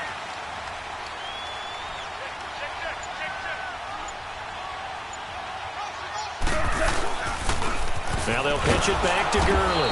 And the play goes nowhere. Losing yardage back near the 40 at the 39. So a loss of 5, and it'll be 2nd down. 12. Ringo. Tight ends on the Ringo. 5. They'll try the air now with Gall. It's caught left side by Cooks. And he's going to get it down to the 33-yard line here. The reception good for 7. It's 3rd down. One thing I think that's safe to say defensively, the tackling's been really good. And because of that, it's been very, very hard for them to move the ball because you're not getting the benefits of run after catch. They're tackling almost on the spot. That means you have to run extra plays, harder to move it. Now a 3rd down throw, but it misses the target, incomplete. Anytime a defense can sit back in a zone like that, it tends to create a lot of congestion in the middle of the field. Makes it very hard to slot one in. Looked like I-4 at rush hour in your hometown of Orlando, Florida. An absolute mess. So an empty possession there. What do you think went wrong, Charles? Well, it looked like maybe the plant leg might have given way just a little. And when that happens, guys have a tendency to pull through the ball to compensate. And in doing so, sent this one off target. Tannehill and the Dolphins break the huddle. Come up 1st and 10 at the 40.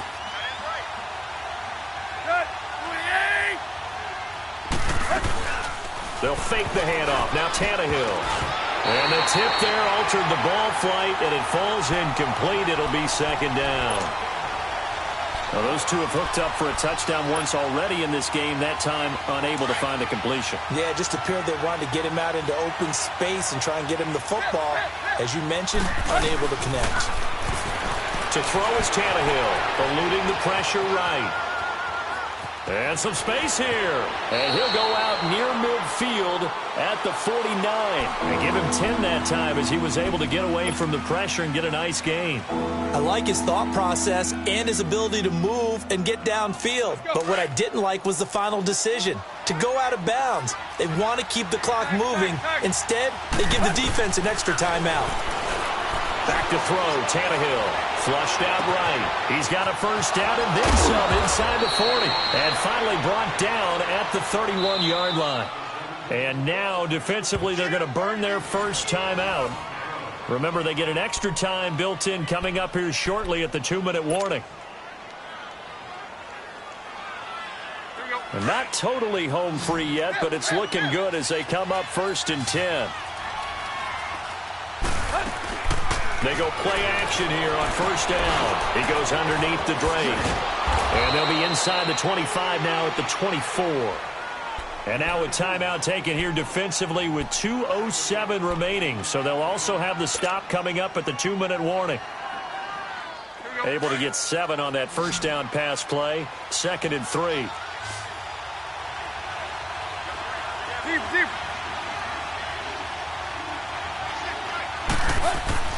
Now Tannehill.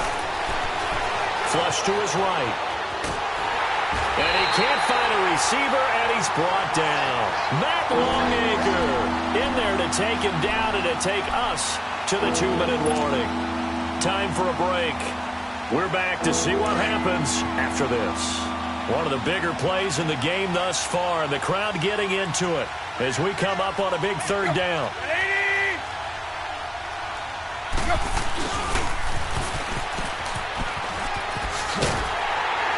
And he'll be a couple yards shy of the red zone here at the 22-yard line. He needed 9, he got 8. And that's going to leave him with a 4th and 1 on their side of the field. So a big one coming now for Jason Sanders. He connected on his first. This time it's 39 yards away. Sanders' kick is good.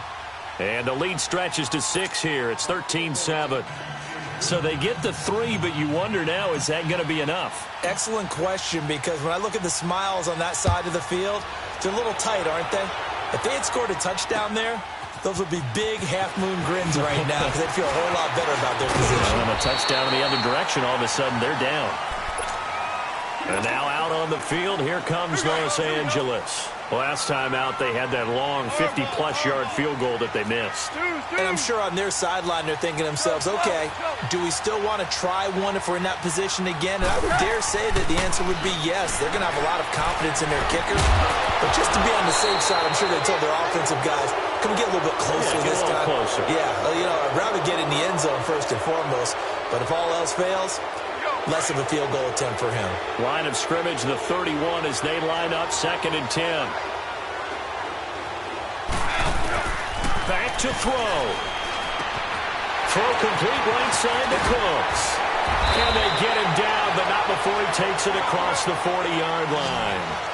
They call his number again. It's his 6th catch and a 1st down. Obviously a big 1st down right there. Yeah, they still got to hustle. They got to get to the line of scrimmage and get set. But I don't think necessarily you need to spike it, but they've got to continue to move quickly. And it's knocked away and incomplete. Robert Woods, the intended receiver that time. And it's 2nd down. These are the spots, this stage of the game, where it pays to have speed on the perimeter, doesn't it? It certainly does. And in the 2nd quarter, he may very well run by him. But in this situation, I know as a defender, I'm loosening up a couple of extra steps that allowed him to run with him stride for stride. And they're well past midfield, just a yard or 2 shy of the 40. They give him 17 yards that time as that'll move the chains. He'll look to throw. Now he'll dump it underneath to his running back, complete. And he's going to get it down to the 33-yard line here. It'll be a gain of 8 yards, and that'll bring up 2nd down. They'll run it now out of the gun. And an alley to run. And he's got this down almost to the 20 before he's dropped. They pick up 12 on the play there, and they move the chains. And remember, field goal does them no good in this situation. You got to think they should be taking some shots for the end zone soon. Back to throw. He's going to let it fly. And that is incomplete. Down to 15 seconds now. Robert Woods, former USC man, the intended target. And that'll bring up 2nd down.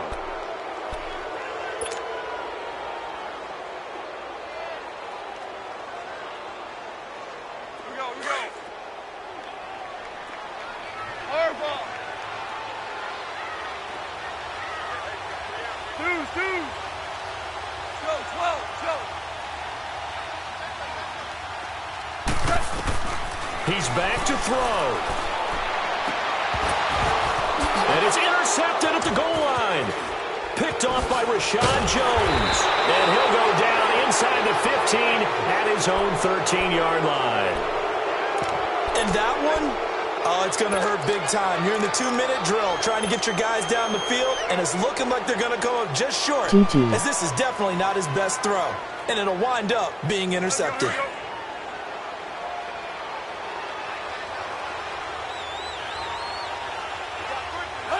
Victory very likely now for the Dolphins as they take a knee here.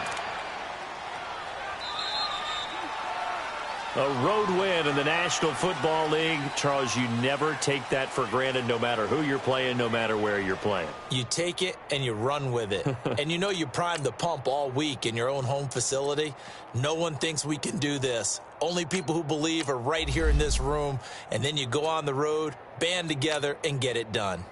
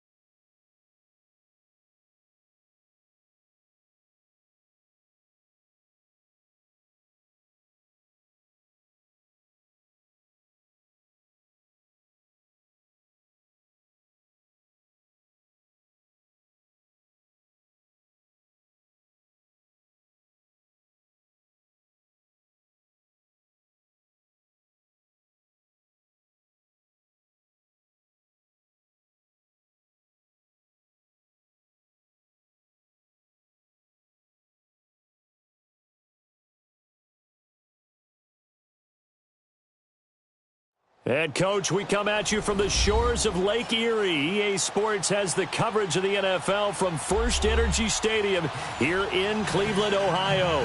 The folks here in Cleveland, even though all the down years have never stopped supporting their hometown guys, and we got evidence of that a moment ago as the Browns made their entrance. They are ready to do battle with the Philadelphia Eagles. This is taken at his 4. And he's up across the 25 and down at the 28-yard line.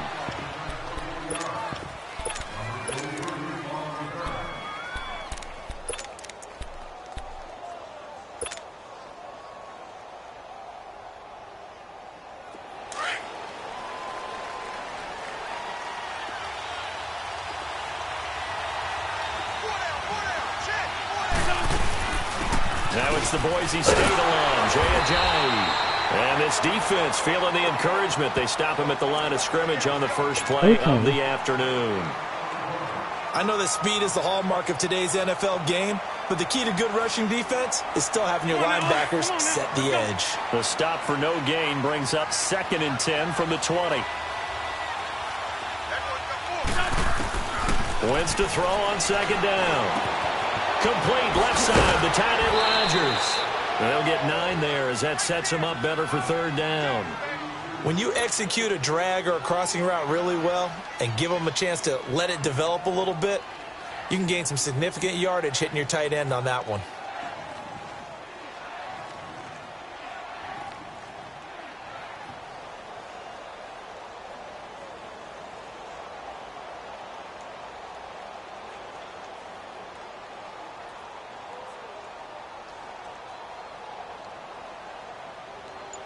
What games do you have?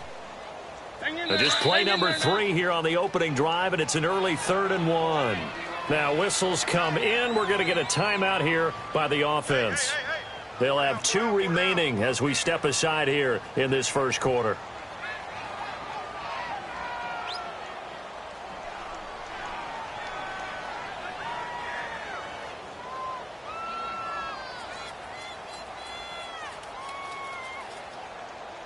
Just play number 3 here on the opening drive, and it's an early 3rd and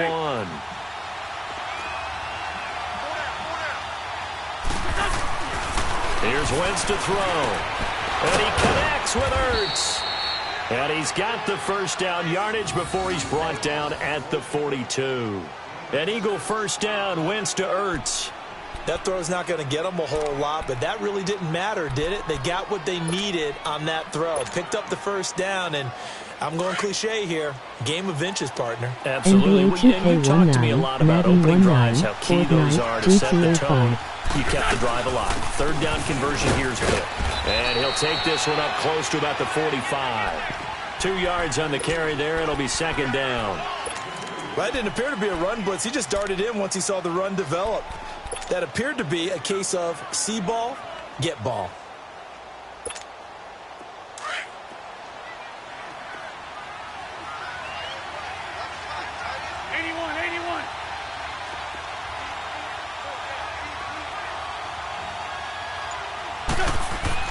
On second down, here's Wentz. And the hit jarred it loose. It's incomplete. It's a lot of contact going on there, and in the end, unable to keep 2 hands on the football and bring it into his body. Everything looked pretty good until the finish. So the failure to connect on second down, that leaves him staring up here at a 3rd and 8.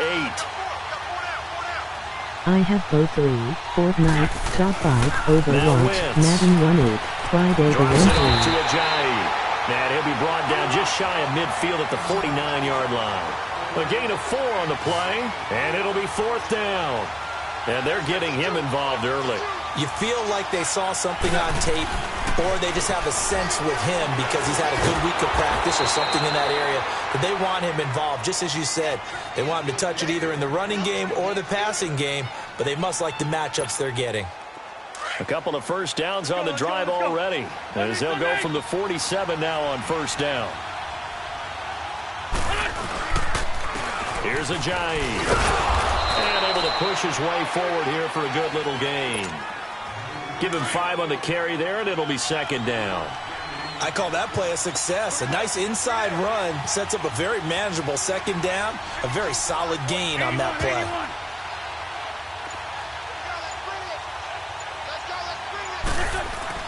Now Wentz throwing on second down. And nearly an interception here on their opening drive. But instead, 3rd down. That's already the 3rd time they've looked his way on this opening drive. He's caught 1 of the 3. That doesn't mean they won't continue to go in that direction. It feels like they think they've got something good going there, and they think those numbers are going to increase. An incomplete pass on that last play, and that means they'll need to come up with something here on 3rd down. Wentz going to throw. He's got his man. That's Wallace. A first down for the Eagles. Wentz finding the former Raven Wallace. Nice job keeping that opening drive alive, and they're in plus territory, that part of the field where you really want to convert on 3rd down. They did. Big-time pickup for them, and now I think the aggressive play callers think to themselves, this part of the field, I take my shot at the end zone, because the closer you get to the end zone, the field gets condensed. Makes it a lot tougher to run those routes. You still got a chance to actually run past people right now. Take your shot at the end zone and run the down and distance count.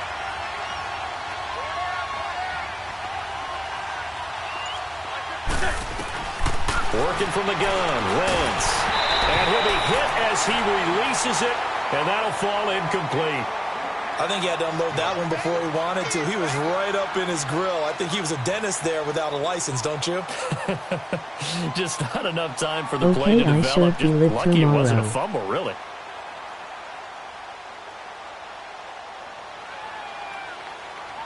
Streaming tomorrow. The Eagles on 3rd down. They've been okay, 2 for 3 thus far. This is going to be 3rd and 13.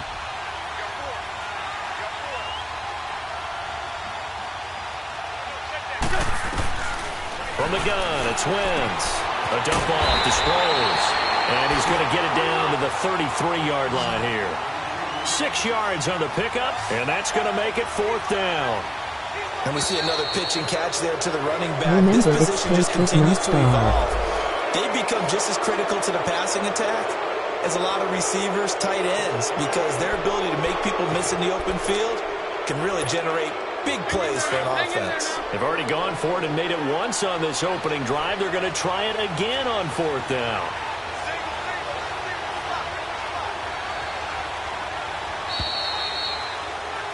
Back live with Charles Davis. I'm Brandon Gaudin. It's the Eagles with the ball here to begin quarter number 2. And they've got a decision to make here on 4th down and 2.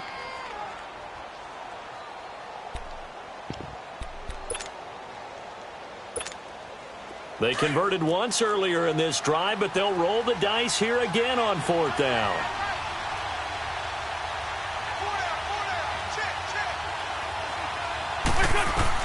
They'll go for it. It's Wentz. And that is going to be incomplete. Boy, it looked like he had it and dropped it. And this crowd into it early. Their guys stand tall on the opening drive of the football game. Mayfield going to lead the Browns up now, 1st and 10.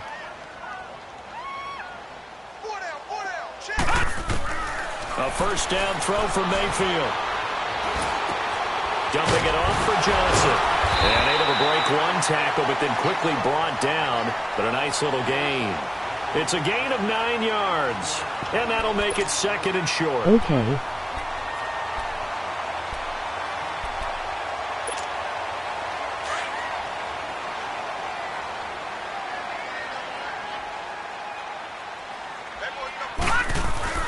Here's Mayfield.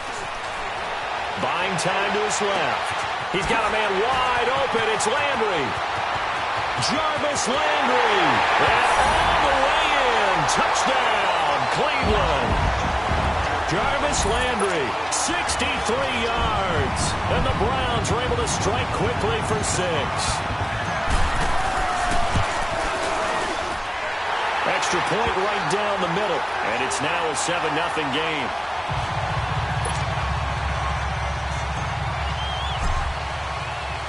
The kickoff unit is out on the field, and they will send this one away. This is taken about 7 yards deep.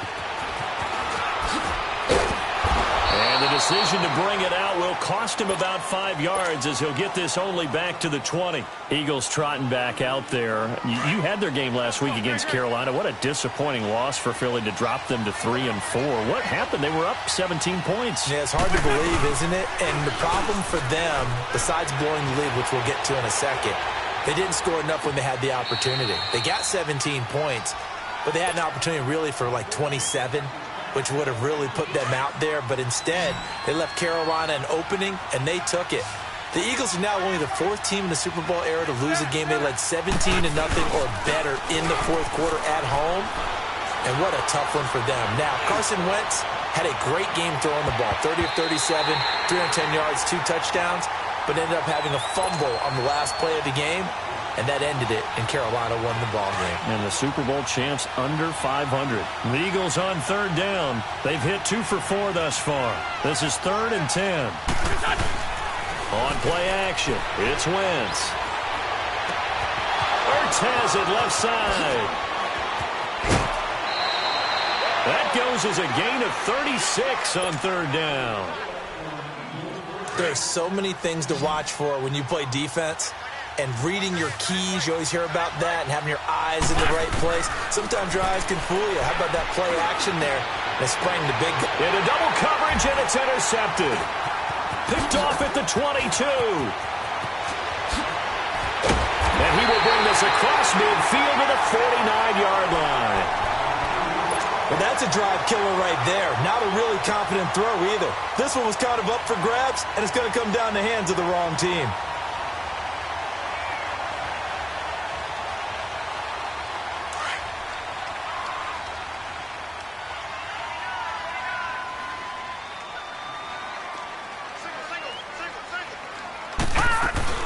Following the interception, Mayfield on the move to his left. Now he's good. This is caught inside the 15. And he's taken down, but not before reaching the 10-yard line. The gain of 39 that time. A first red zone opportunity for the Browns thus far. They've got a 1st and goal from the 10-yard line. Throwing, Mayfield. Dumps this to his running back, Chubb. And now they're inside the 10 as he's brought down at the 9. Only a yard on the completion. It's 2nd and goal. Everyone's got to be able to catch the football. Doesn't matter what position you play, but if you're on offense, be aware a ball may come your way. They don't need to run another play here before the 2-minute warning. Let's see if they do it anyway. All right, here we go. They get it to him running left. And he is goes into the end zone. Touchdown, Cleveland. Nick Chubb, a 9-yard touchdown run. And the Browns add 6 to their lead. Solid job up front. Really just a solid job all the way around to get that one in. Yeah, that was well executed, wasn't it? Well blocked, well run. End result, 6 points. Touchdown. The kickoff team on the field now as they will send this one away. That'll be taken in the end zone. And he'll bring it a few past the 20 to the 23-yard line. Philadelphia getting set to take the field. Already down 2 touchdowns here in the first half. This becomes a pretty important drive, doesn't it? It certainly does, and a lot of teams script plays. We know that, right? They have a script to start the ball game, and typically those scripts go between 12 and 24, 25 plays. Down 2 touchdowns early, probably not very deep into their script. I think that they'll stay with it. I don't think they'll abandon it just yet and try and generate some offense on this drive. Anything. At least 3 points, get that 0 off the board. Now, meanwhile, a pass that should have been intercepted, but it winds up falling incomplete. And once again, they'll go from the 23-yard line on 2nd and 10. Wentz will try again on 2nd down. Escaping the pressure right. A hit as he throws there, incomplete.